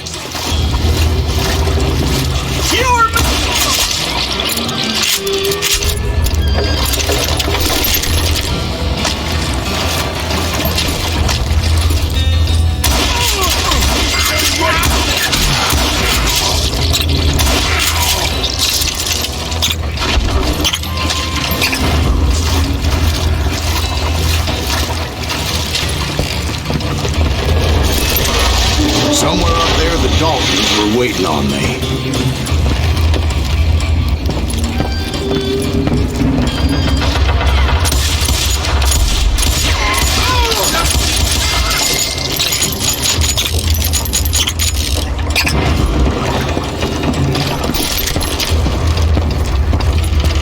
Sounds like you don't give up too easy. That's the kind of man I am, Ben. I set out to do something. I do it. Surrender just ain't in my nature. Plus, I'm stubborn.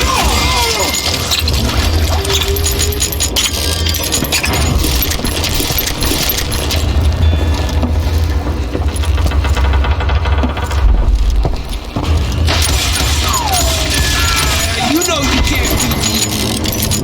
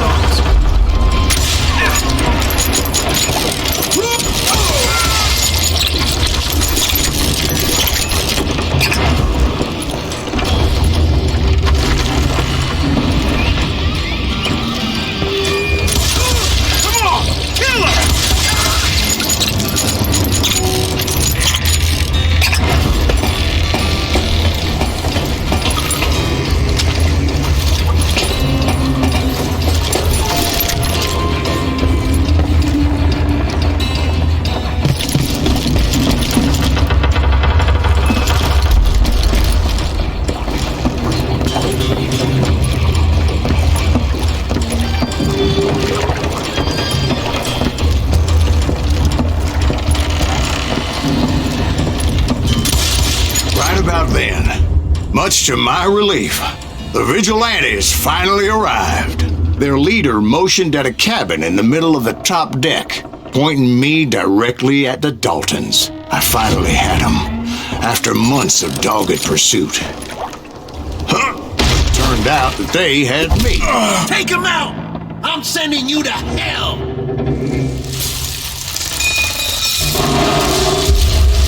The Daltons had played me like a fiddle. Apparently, the vigilantes were on their damn payroll. They didn't just want to shoot me. They wanted to burn me alive. But finding my way out of a burning labyrinth proved to be quite a challenge. It was a riverboat, right? I mean, it's not like it was a goddamn ocean liner. Well, yeah, but I was in a Did you fight. hear about that ship that's gonna launch next year? Largest one in the world. We're talking about the Titanic. If you ask me, it's too blessed big. I don't think it'll even float. So anyway, Don't be stupid, Steve. They know what they're doing. They say that the Titanic is unsinkable. oh God, But getting back to that steamboat, how'd you get off it, Mr. Breeze? I took in a lot of smoke that day, so I admit my recollection might be a bit hazy. But somehow I managed to finally disembark. It was time to settle this once and for all.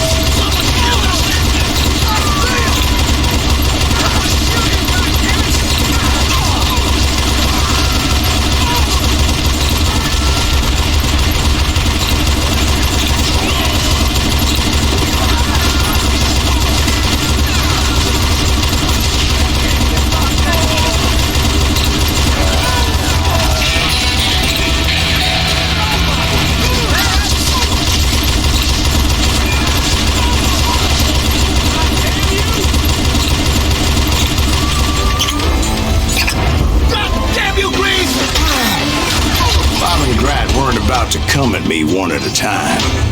They were in this together. Two brothers side by side, determined to take me down.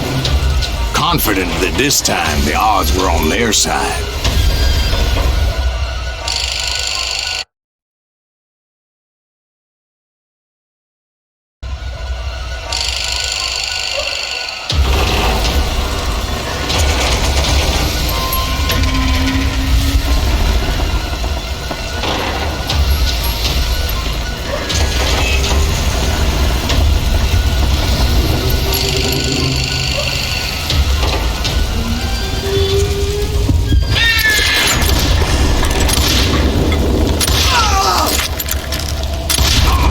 They got it wrong.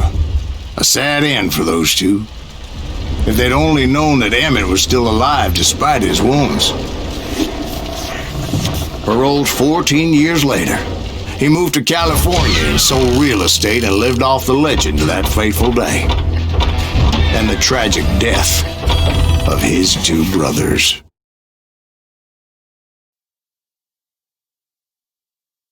My own brothers died tragically as well, truth be told.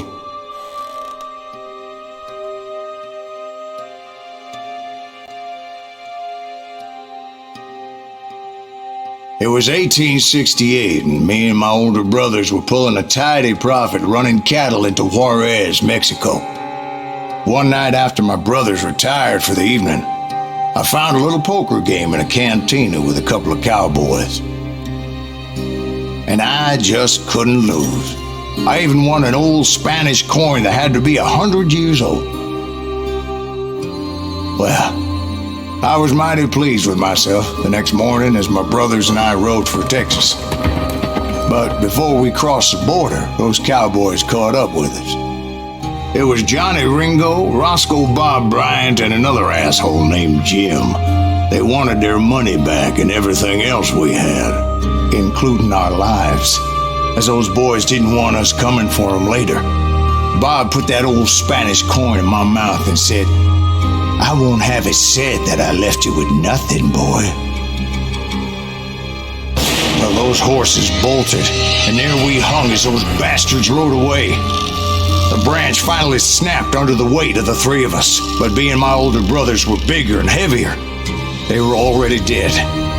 And right then I swore to myself that I would avenge them. Ringo you know about.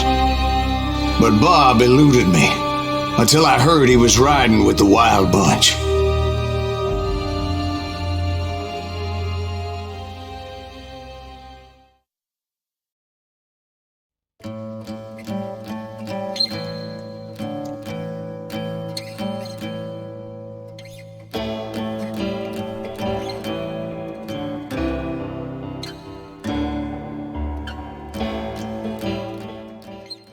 I'd been on their trail for months, ever since they left their hideout in the Bighorn Mountains.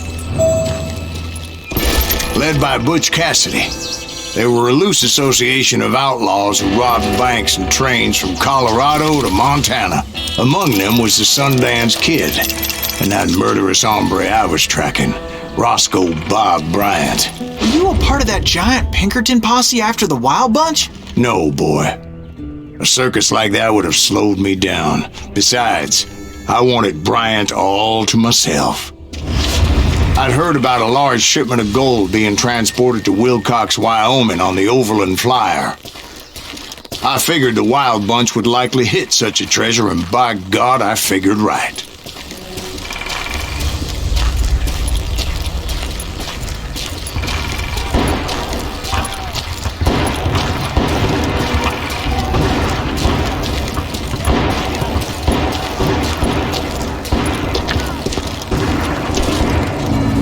They blew the bridge with the intention of forcing the train to stop. Well, I assumed the Wild Bunch was likely in the still intact part of the train high above, so I had no choice but to make my way up through the passenger cars dangling down. I was determined to make that sumbitch Bob pay for what he did to my brothers.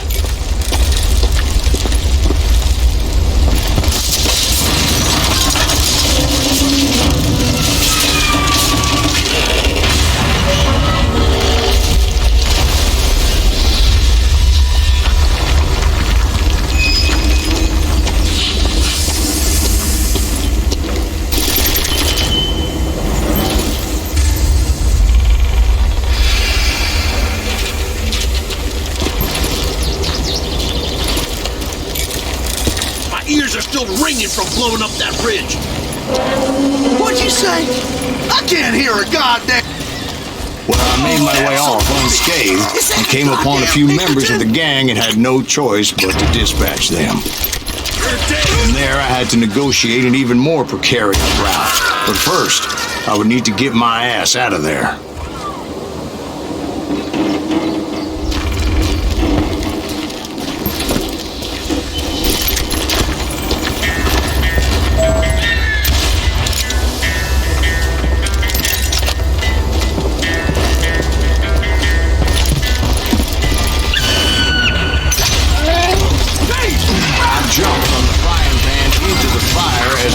Was clearly fixing to fall.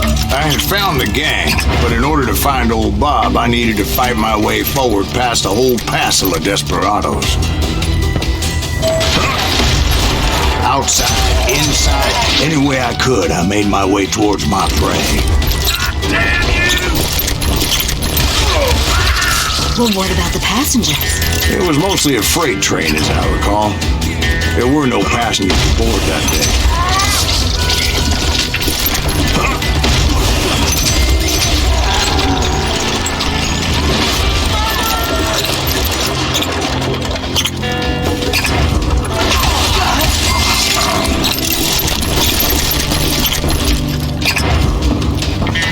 As I mentioned before, I am not fond of heights, but I was too busy dodging bullets to worry about falling to my death. Odds were I was likely to die that day anyway, so I was determined to take down as many of those bastards as I could. Son of a bitch!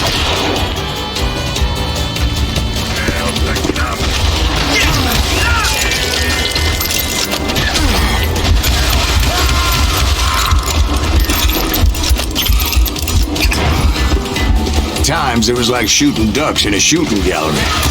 The only difference is these damn ducks shot back.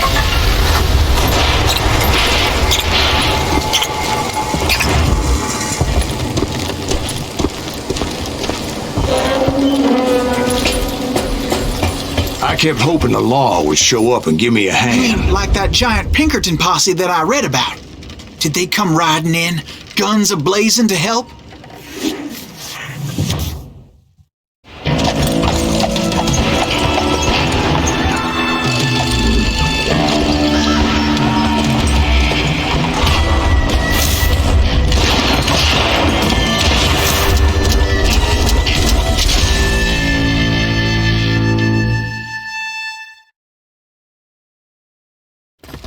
Help?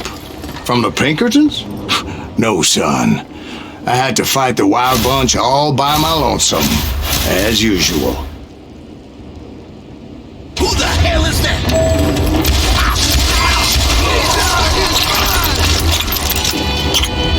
Take cover! Retreat! Retreat! You're killing everybody! Now you're dead. Kill us all! Run! Death is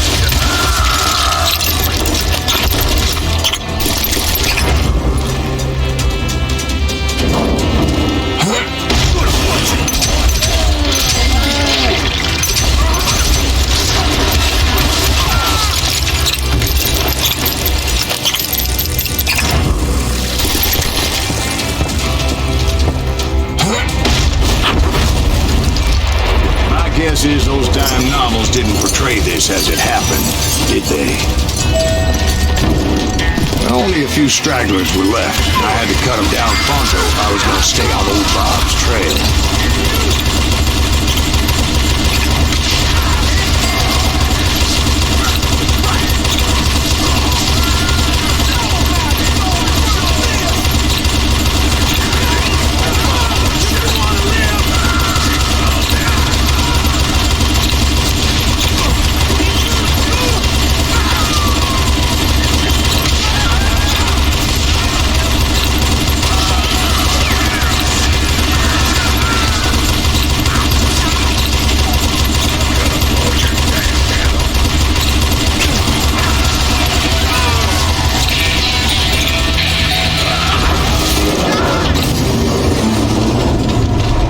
Once I silenced all those guns, I went searching for my nemesis, determined to finally have my justice. But the only survivor who welcomed me was George Flat-Nosed Curry. Who was he? The fastest gun in the gang.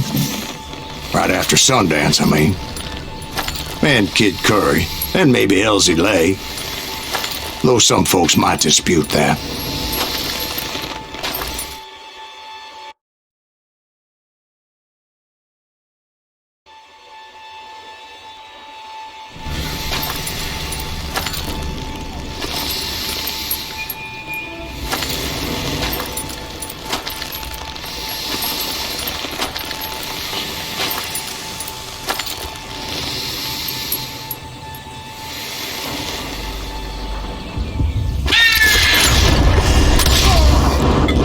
Same day, Butch Cassidy and the Sundance Kid decided to leave the Wild Bunch behind and decamp for South America.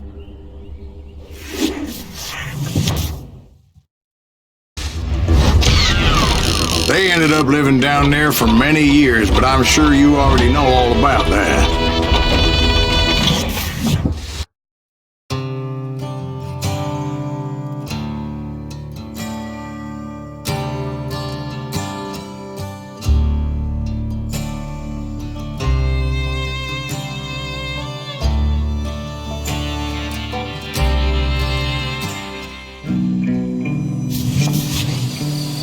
I tried to find Bob Bryant, but it was as if he'd disappeared. Sometime later, I heard the Wild Bunch was back together. Kid Curry escaped from jail, and now he was running the whole shebang.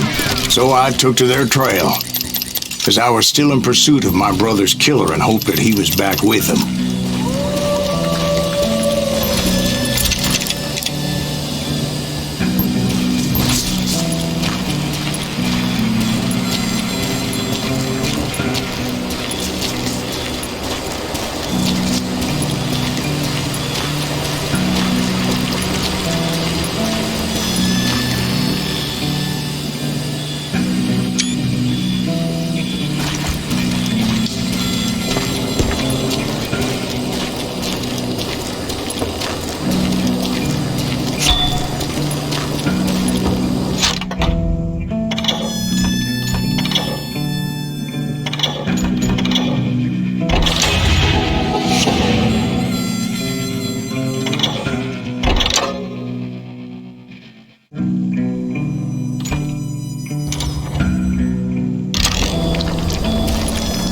That Kid Curry's kinda crazy, ain't he? Don't let him hear you saying that.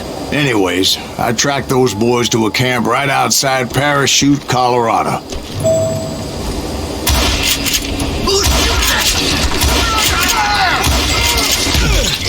Being outnumbered, I didn't bother with a warning shot. I just started taking those bastards down.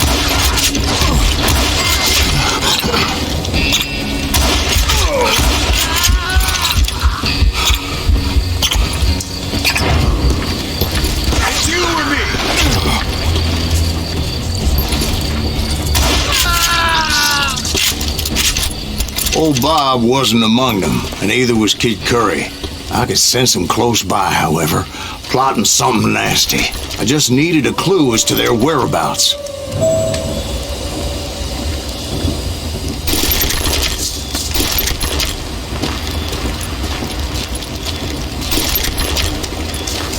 And I found one. A map with their bold plan clearly marked. This time they were fixing to blow up a train trestle. property of the Union Pacific.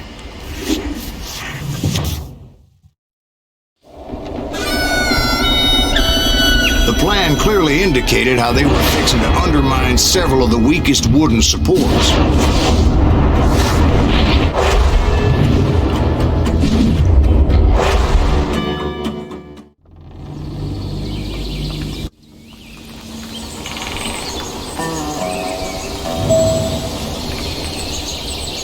Kid Curry was considered the wildest of the wild bunch. It was said that he fathered 85 bastard children, though some say it was only 5.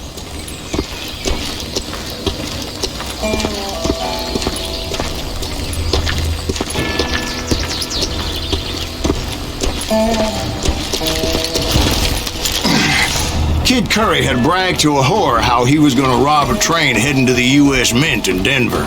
And that whore, Fat Sally, she told me.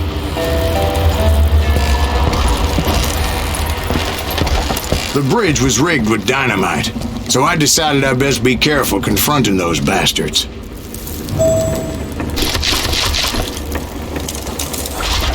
A moment later, I saw a ladder that somehow had escaped my attention. Don't you blow us up now. Don't worry, I know what I'm doing.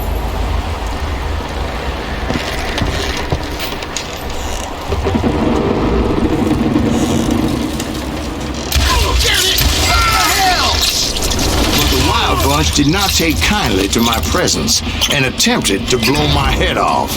It appeared the kid had found a number of new recruits to bolster their ranks. Yes, there's always desperate men willing to trade their lives for stolen treasure. What happened next? Well, having removed the first bundle of dynamite, I decided I might as well remove the other one. Once that was done, I figured I'd find my way from there.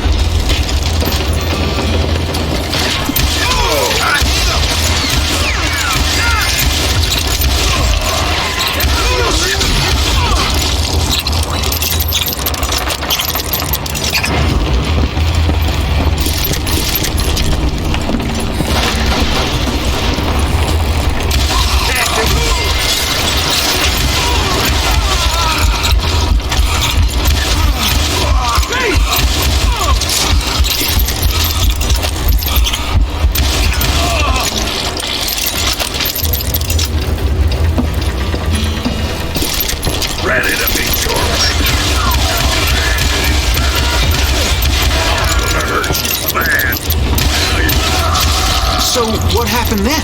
Had to remove more of that damn dynamite.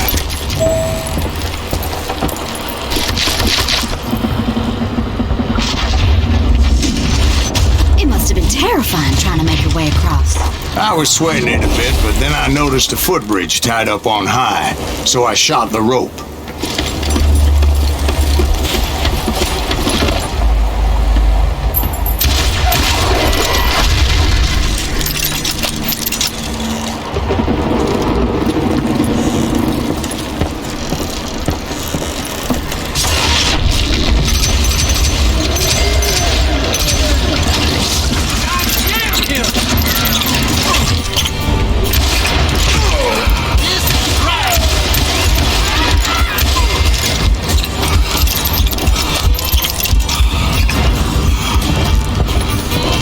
So that was all the dynamite?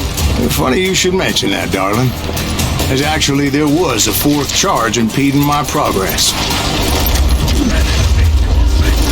Once I removed it, my path was pretty clear.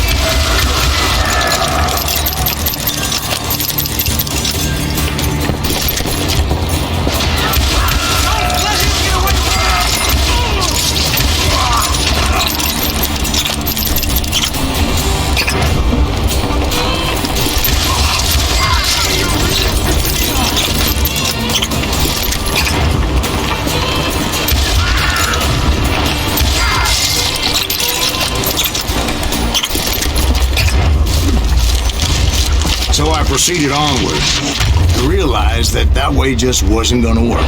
I needed an alternate path forward.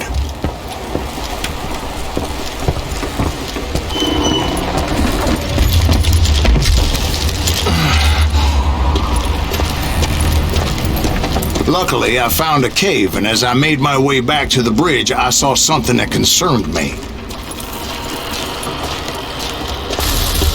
There was a long burning fuse, and it was moving fast as hell. I had to catch it.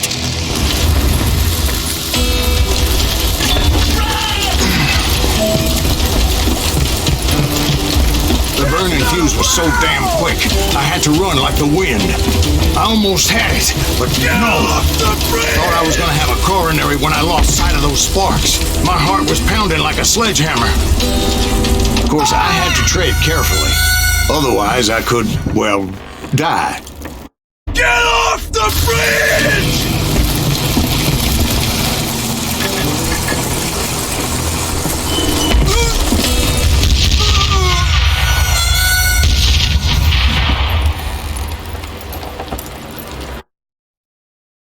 Get off the bridge!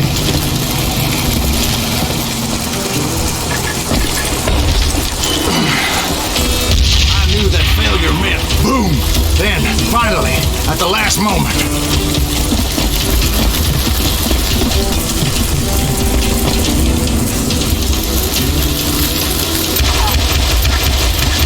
Whew. Of course, I was successful, or clearly I wouldn't be talking to you folks here today. Naturally, I removed that last dynamite charge. Well, it was a touching reunion.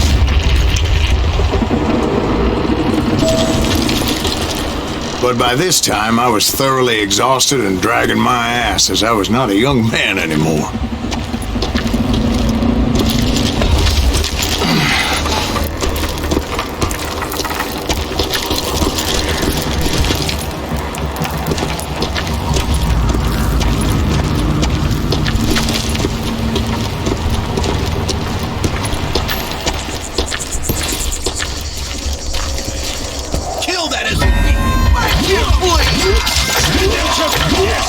Finally, I found those boys. Or more precisely, they found me. Thanks, Tracer. Keep coming, ask me.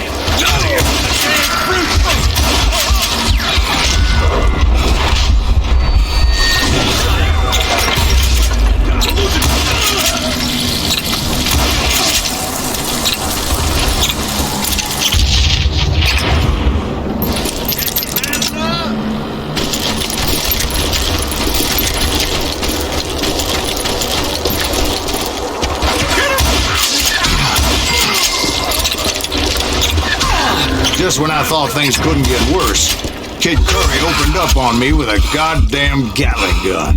It was hidden in this tunnel and pretty well shielded.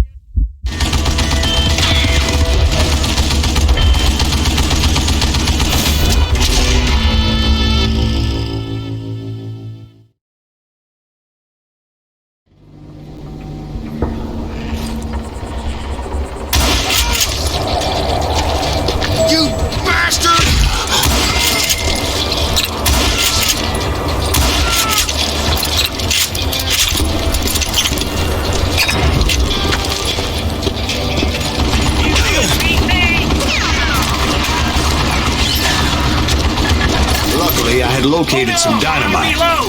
I still, however, had my work cut out for me. It's not fair! For you to lay down and die. Damn it, I need some help here! Come on, boys! Take this bitch out! Leave him to me!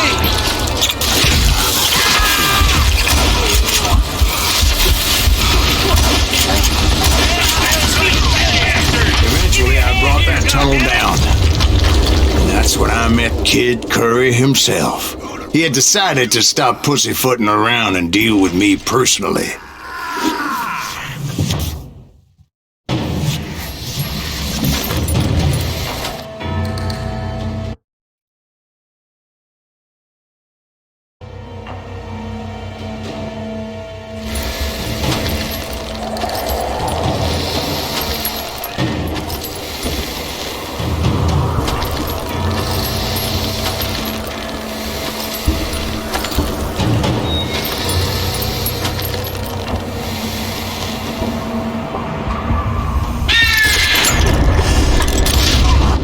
As he was, I was just a bit faster. And as he lay wounded, I demanded to know the whereabouts of Roscoe Bob Bryant. He shouted at me, "Is that what this is about? Bob went with Butch and Sundance to South America.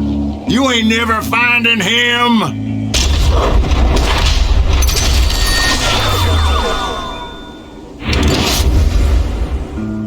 Those were his last words.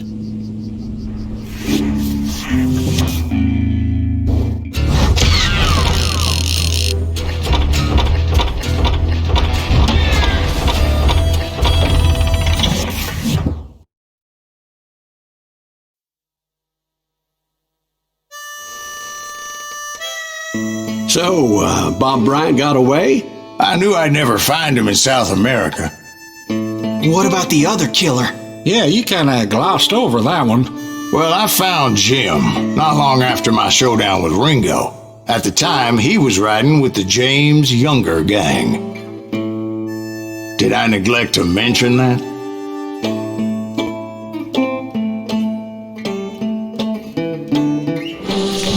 Jesse James? The greatest outlaw who ever lived? Jesse and his kin rode with Quantrill when he raided Lawrence, Kansas, and killed near 200 people, boy. Nothing great about that. And from there, him and his brother went on to rob banks and trains from Kansas to Missouri. Which is why there was such a rich bounty on their heads. 40 grand for both of them, dead or alive. That's one hell of a payday.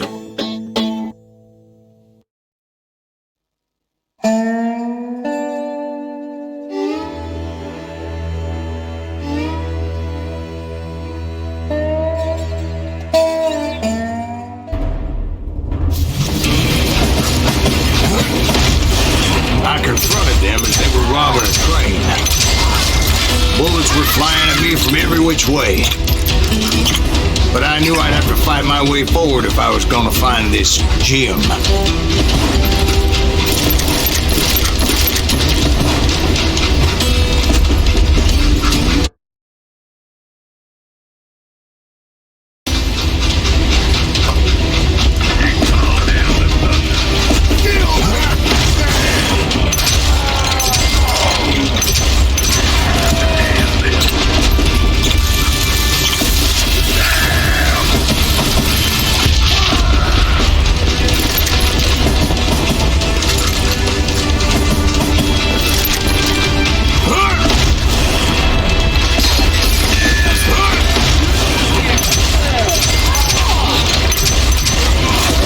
Now, wait a second. How'd they stop this train in the first place? Well, the James boys were experts at this.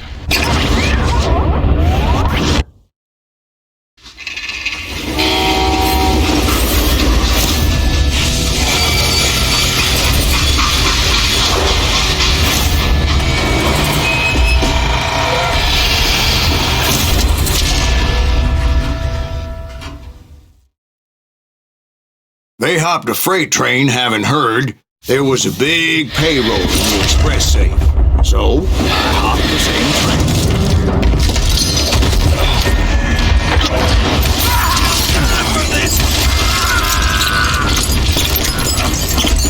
The James Younger gang was decimated after that little fiasco they had in Northfield, Minnesota. So Jesse needed more men and took on the killer I was after, along with a host of others. I was hoping to find my man and put a bullet in his head. Climbing around that train, I must have swallowed 100 damn bugs before I reached James it. Younger gang pulled the first train robbery west of the Mississippi. Sounds like you hold them in high regard. Everyone knows they were the most famous outlaw gang ever. And you took them all on by your lonesome. Again. I'm finding this all a little hard to swallow, friend. Well, maybe you need to wash it down with some whiskey. By the way, did I mention that that train was flying down those tracks like a bat out of hell? This asshole don't know who he's...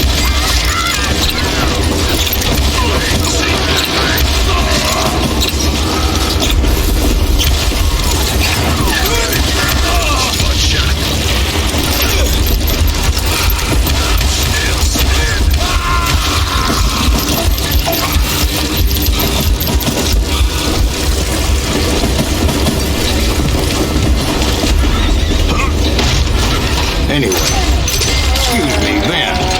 Where would I find the gentleman's facilities? Suddenly I have an urgent need to drain my one-eyed snake. Well, I've had more than a few drinks, and I've been sitting here for quite a spell. Right through there. I never sure heard so much malarkey in my life. You think he's bullshitting us?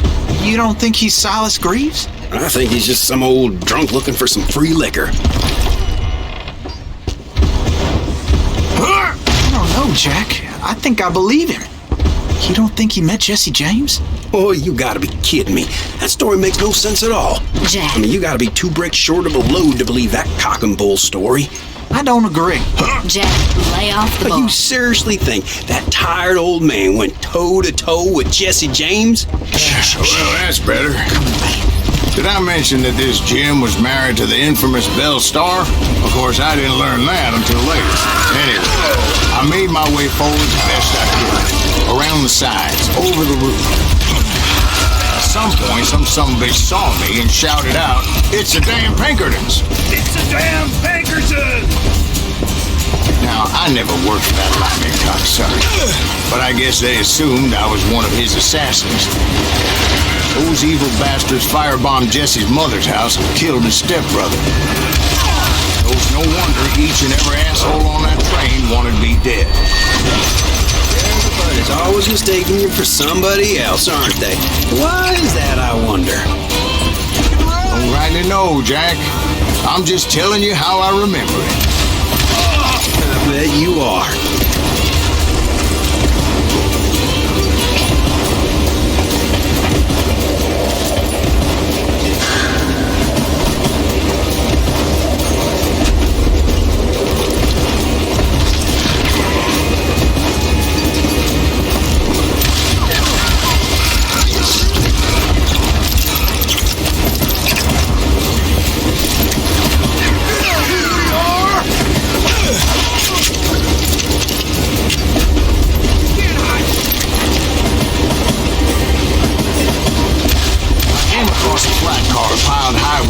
And had to come up with a creative way to make my way forward.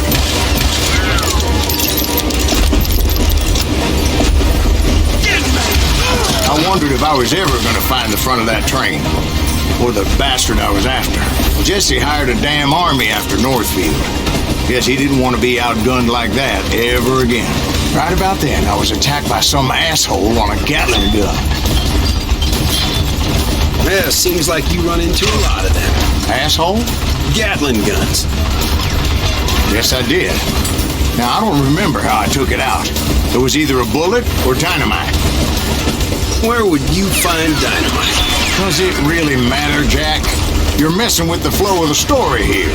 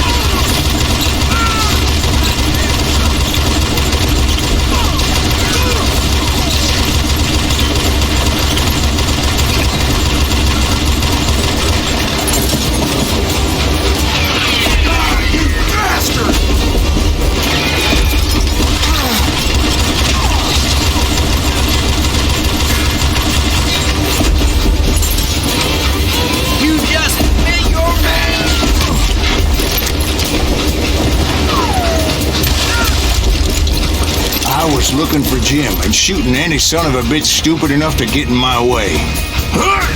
And that included Jesse James himself.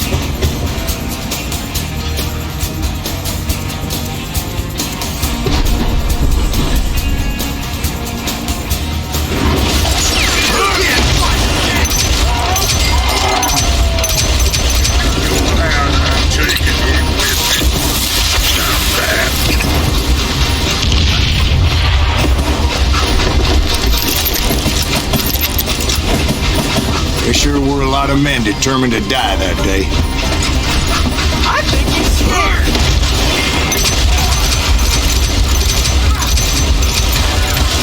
Rule the day.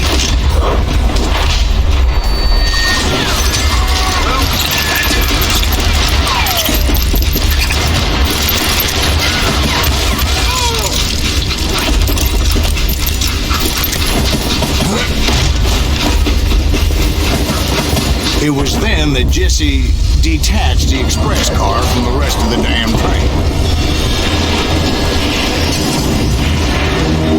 I could see Jesse waiting for me, fixing to kill me so he could get away with all that money.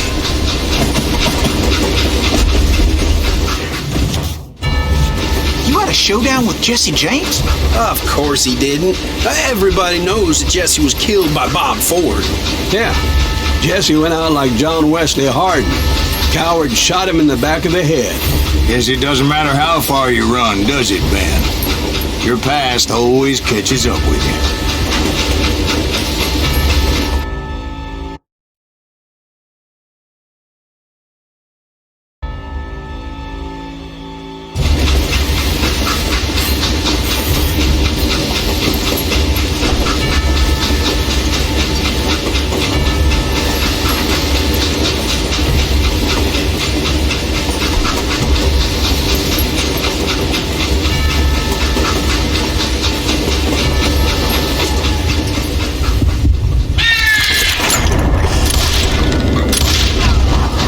I didn't kill Jesse James. Just wounded him bad enough to convince him to hang up his guns. What about that Jim fella? What happened to him? I figure he was up front with a gun to the engineer's head. That bastard slipped away again. I'll tell you how I got him. But first I need to wet my whistle.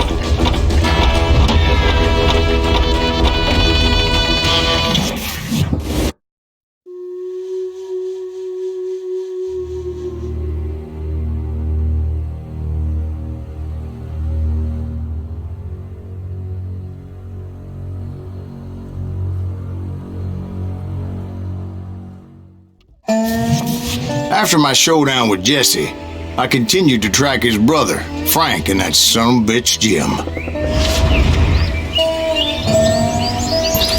I followed those bastards into the high mountains as they were going to ground. What mountains would that be? Somewhere in the Ozarks, I believe. A perfect place to hide out from the authorities.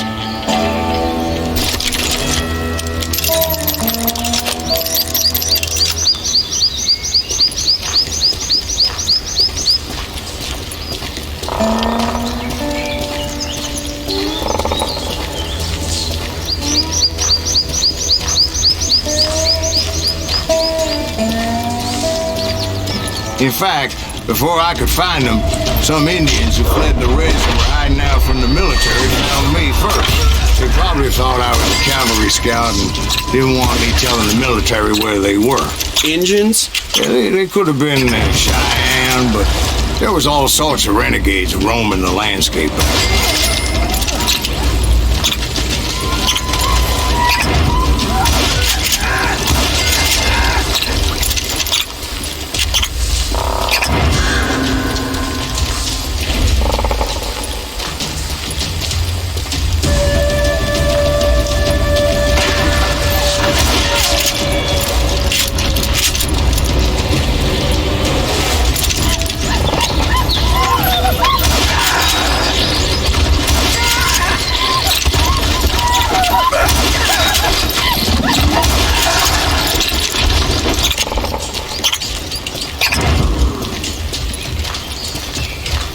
Hey, how about another whiskey, Ben? Nothing better to soothe the troubled soul.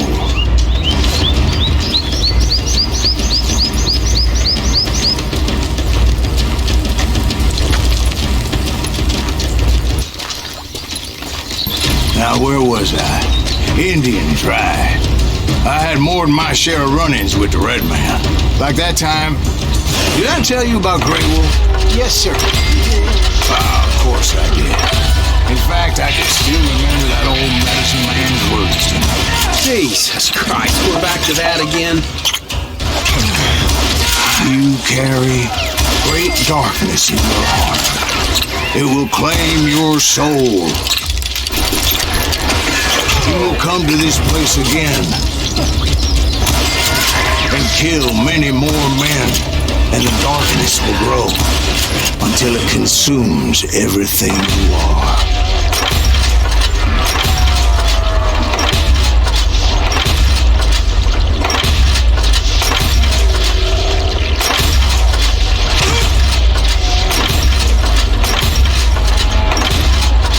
So, did you ever find him?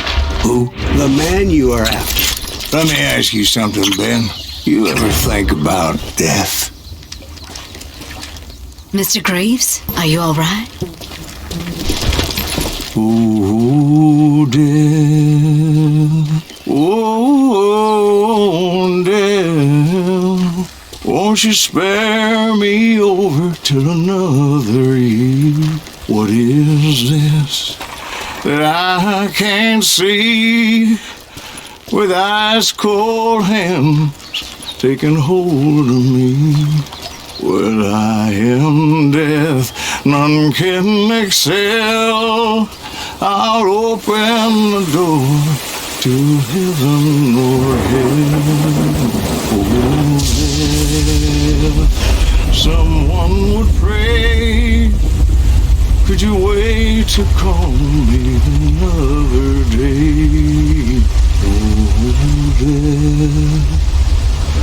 Oh, death, won't you spare me over till another year?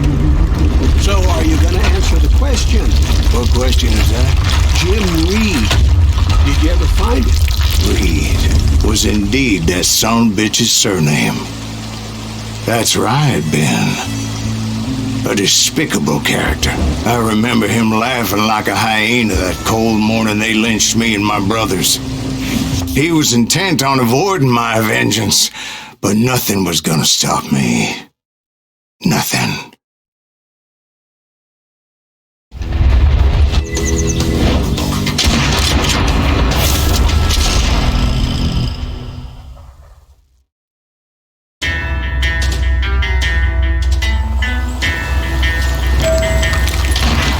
I finally did track those outlaws down. They had long rifles with scopes and were well positioned to pick off any poor soul who came anywhere close.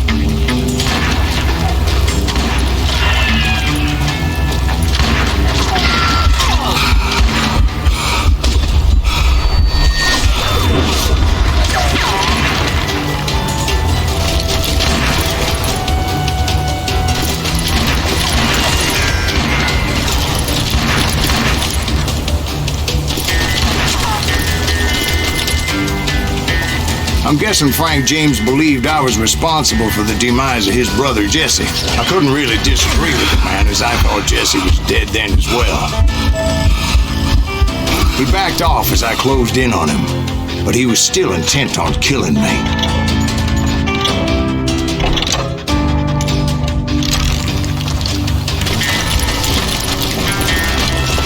And when I closed in on him again, he backed off again, looking for a better angle on me.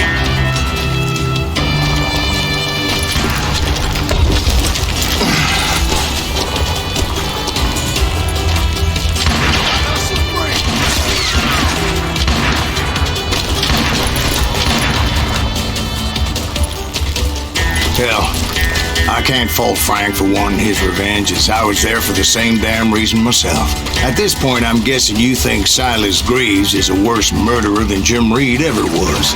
No, sir.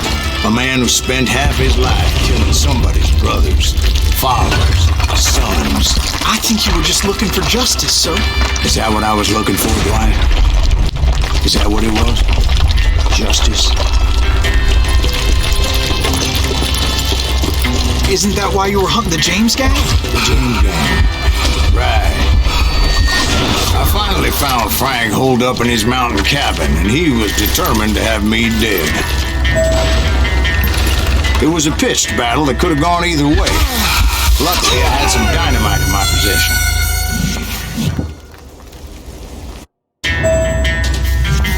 It was a pitched battle that could have gone either way. Luckily, I had some dynamite in my possession. Dynamite? On your person? A few sticks, just in case. It's always good to be prepared. Right. I'm just laying out the facts as I remember them, Jack. Take him out! He's just one man! Watch that bastard down!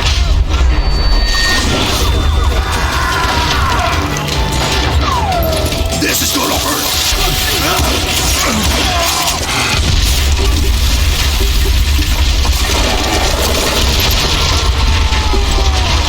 That old shack?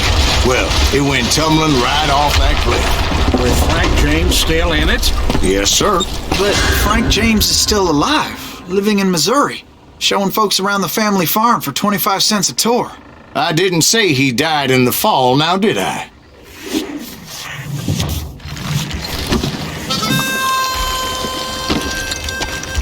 I'm done with this damnable outlaw life! Kill me, don't kill me, do what you will! At this point, I just don't give a shit! I explained to Frank that I had nothing against him personally and that I was looking for someone else. You want Reed? Have at him! I never did like that bastard! I am done here! We parted in peace as Frank pointed out the path to my prey before making his way back down the hill.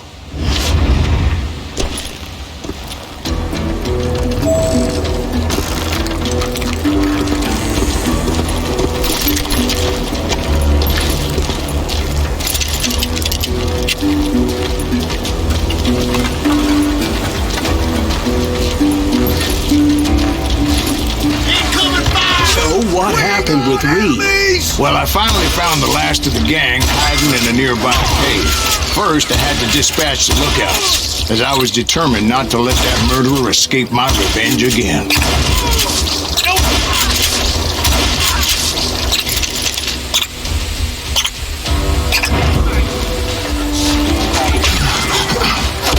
Rather than wander in willy-nilly, I decided it would be better to smoke that sumbitch out. "Hey, Reed!" I shouted. "No wonder you're so ornery. Can't be easy being married to Belle Starr. While you're off providing for the family, she's spreading her legs for every Tom, Dick, and Cole Younger. Not an attractive woman exactly, but very friendly. At least she was to me." Son of a bitch! It was then that the last bunch of bandits jumped out of hiding. Why won't this asshole give up? Would someone please kill him?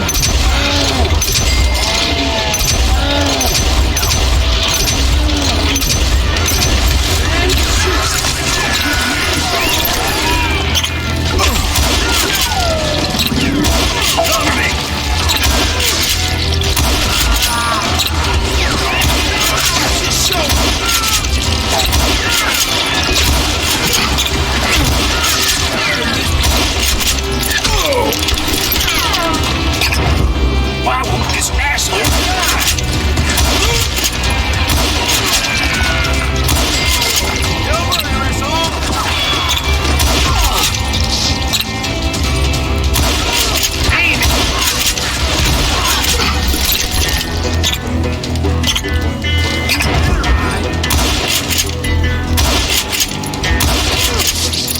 Eventually, it was just me and Reed.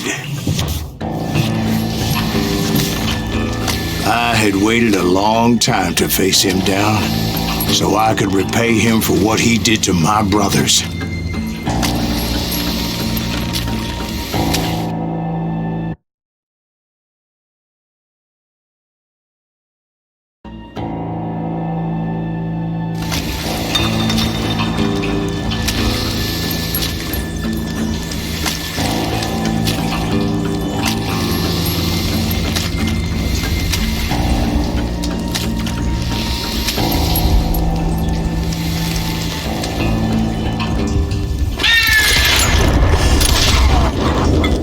repay him I did.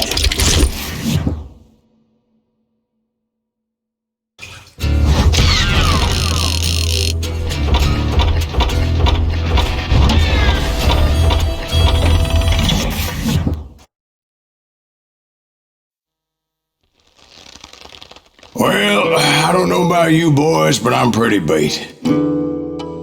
Well, it's too damn bad you never found that Bob character. Seems a shame you never had to pay. Well, funny thing about that, I did have one more chance at him.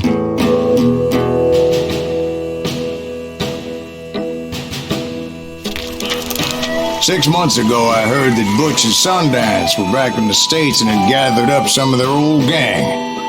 I tracked them down, hoping that Roscoe Bob Bryant had returned with them. So you're saying they didn't die down in Bolivia? That's what I'm saying.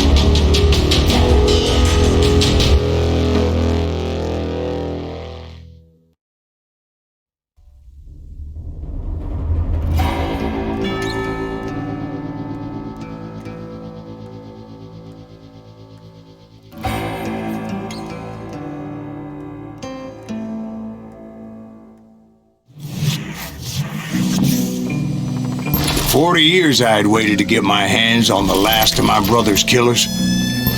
Not even an army of demons could have stopped me now.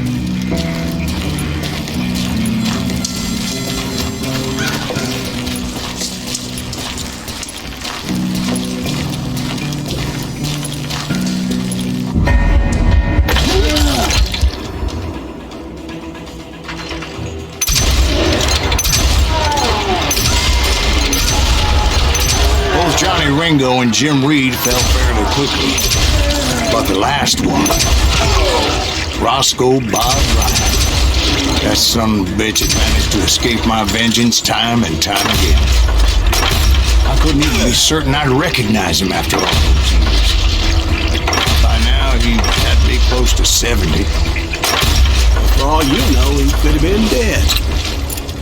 That thought had indeed crossed my mind, as did others. For instance, did my thirst for vengeance turn me into something worse than the man I was after? By this point in my storied career, I had killed more men than Bob Bryant ever had. I was furious as hell at that bastard for making me who I am. A man with no family, no friends, no purpose except shooting Bob Bryant dead.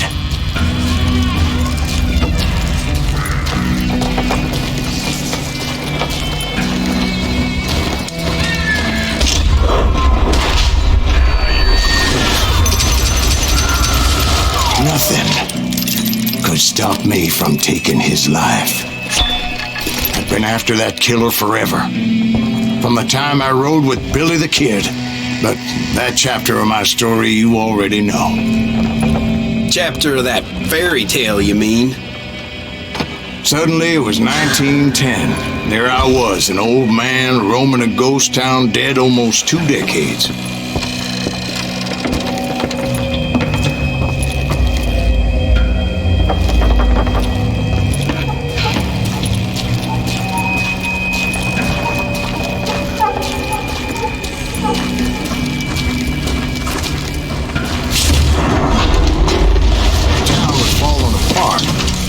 Just like me.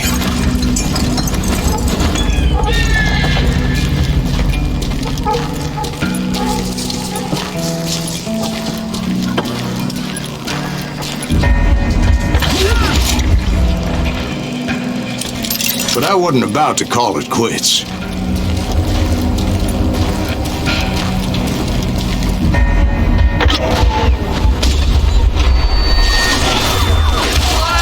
Even though the ghosts of my dead brothers were begging me to end what I started so long ago.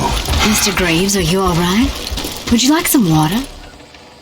The Wild Bunch knew I was there. They were after a treasure they had hidden before they fled, buried in the grave of a dead amigo. Some folks think the town is haunted, so they figured there wouldn't be many people poking around. I I intended to fill that grave with Bob Bryant's corpse. But like I said, the bandits knew I was on to them. They lured me in and hit me with everything they had.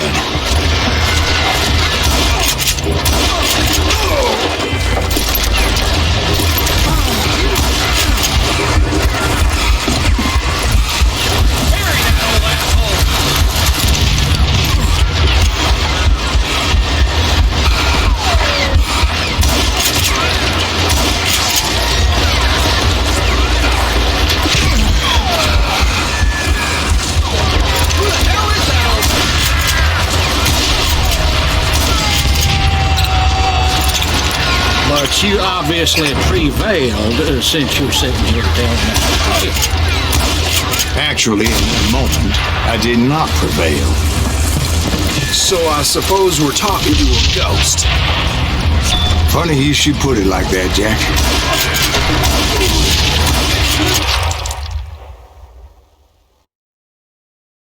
Because when I woke up... From the dead? There was silence all around me. I'm ending you.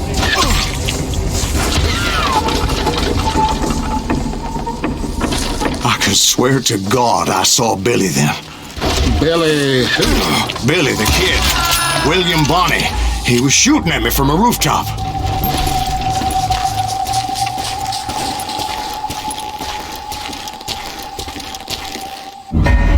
Here, there, even over there. So I am right. You are touched in the head. Mr. Greaves, perhaps we should switch you to coffee? You see that old Indian again, too? No, but I did see Billy's killer, Patrick Floyd Garrett. He came at me guns a-blazing. I knew that old war horse had died 2 years before. I wondered if maybe I was dead too and confronting the ghosts of my past. Perhaps all my sins were coming back to haunt me and drag me down to perdition.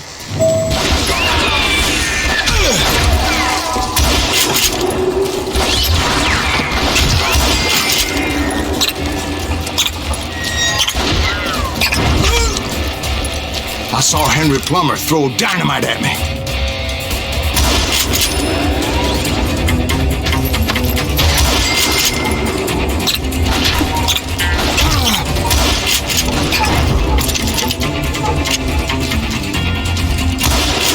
And in the gates of the cemetery, I saw John Wesley Hart, just like I remember him.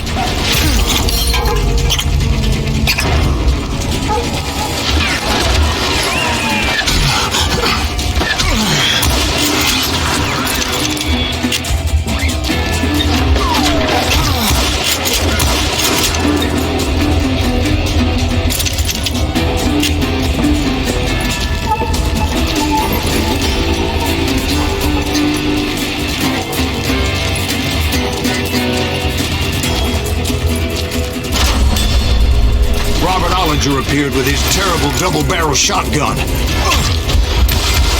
But no ghost army was stopping me. My father-in-law got hit with a fallen branch. He spent the rest of his life talking to dogs. Newman Hayes Clanton, William Brocious, John Peters Ringo, they all wanted me dead.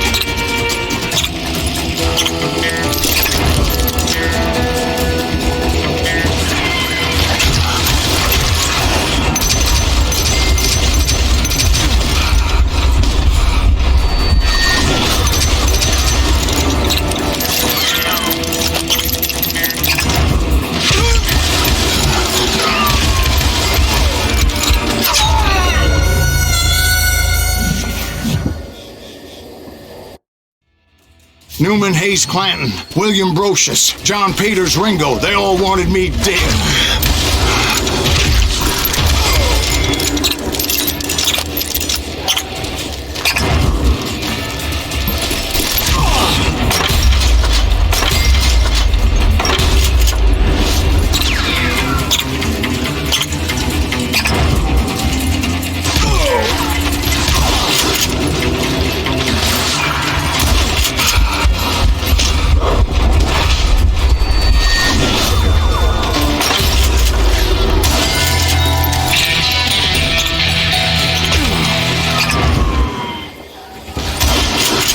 Dalton brothers, Robert and Grattan, guardians of the Garden of the Dead.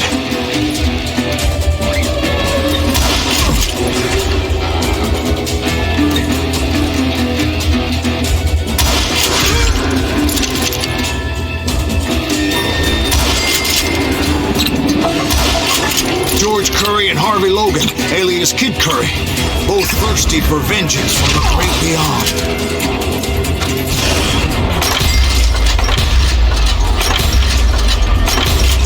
Jesse, Woodson, James, and Jim Reed, each one deader than the next. I thought I would go crazy.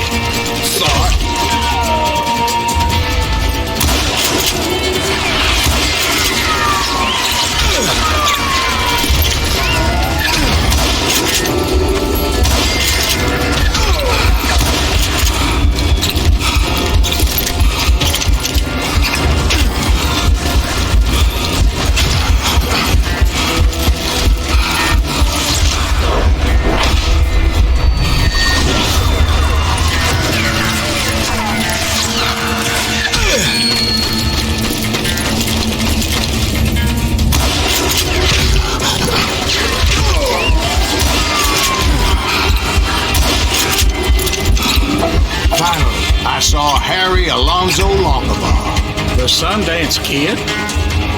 Like a general leading his legion of the dead.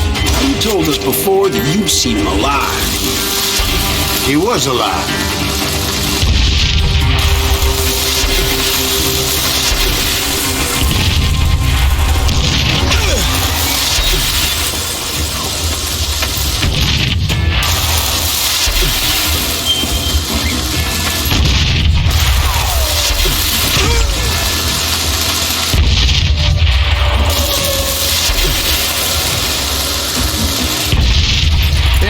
Voice called to me from afar. It was Robert Leroy Parker, a.k.a. Butch Cassidy, coming at me from out of the fog. Thanks for taking care of that bastard.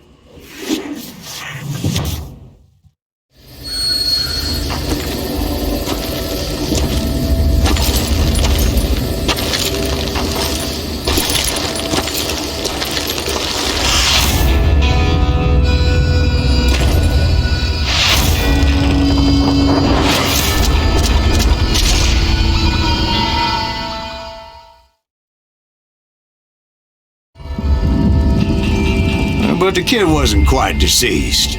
Not yet. Takes more than one little bullet to kill the likes of me, partner. Those two looked like they hadn't seen each other for quite a while. Clearly, they were no longer amigos. Shit. I was hoping I wouldn't have to kill you. You won't have to, Butch. I'm killing you first. I asked them about Bob Bryant, but they were too busy with their own heated conversation. Let me get this shit straight. You want my money and the love of my life? You frittered it all away, Butch. Etta's mine. So is that damn money. I didn't want to shoot anybody until I had an answer to my question, but those boys didn't give me much of a choice.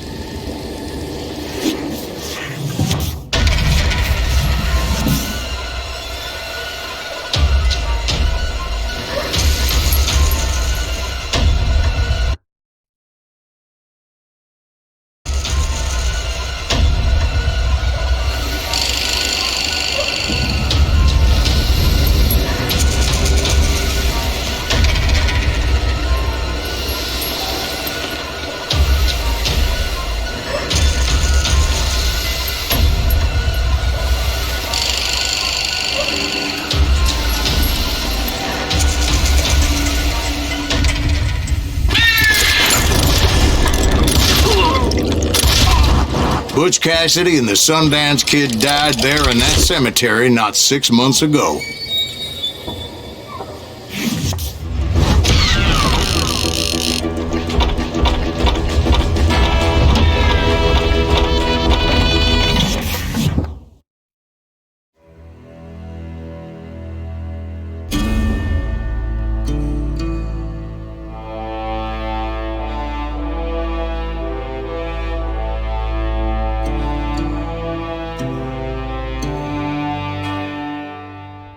Butch Cassidy and the Sundance Kid were killed by the Bolivian army. Everybody knows that. That's the legend, but it ain't the truth.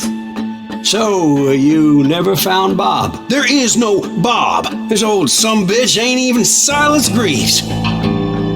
Sir, is that true?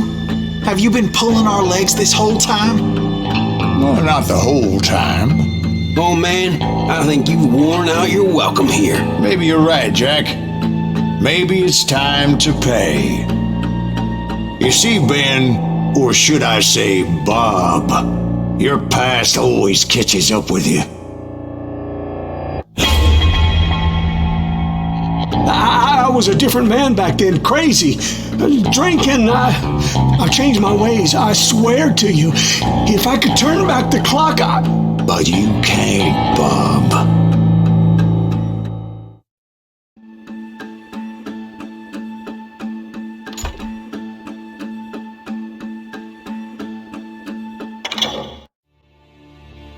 Why'd you toy with me like that? Telling those tales, knowing all along. Why not just lay your cards on the table? Wanted to suss you out, Bob. See what kind of man you turned out to be. Maybe prod you into drawing on me. See, all those years on your trail turned me into a killer. Can't even remember who I was before you tried to murder me. You, on the other hand, walked that very same path in exactly the opposite direction. What do you mean by that? You think your life is worth sparing, Bob? Boy, what's your name again? It's Eisenhower, sir. Dwight Eisenhower. What do you plan to do with your life, Dwight Eisenhower? Tomorrow I'll be leaving for West Point, sir. So, you want to be a soldier? Well, then do it right, son. Don't tear down the world out of anger and spite like I did. You build it up. You do something decent with your life, you hear me? Sir? Yes, sir.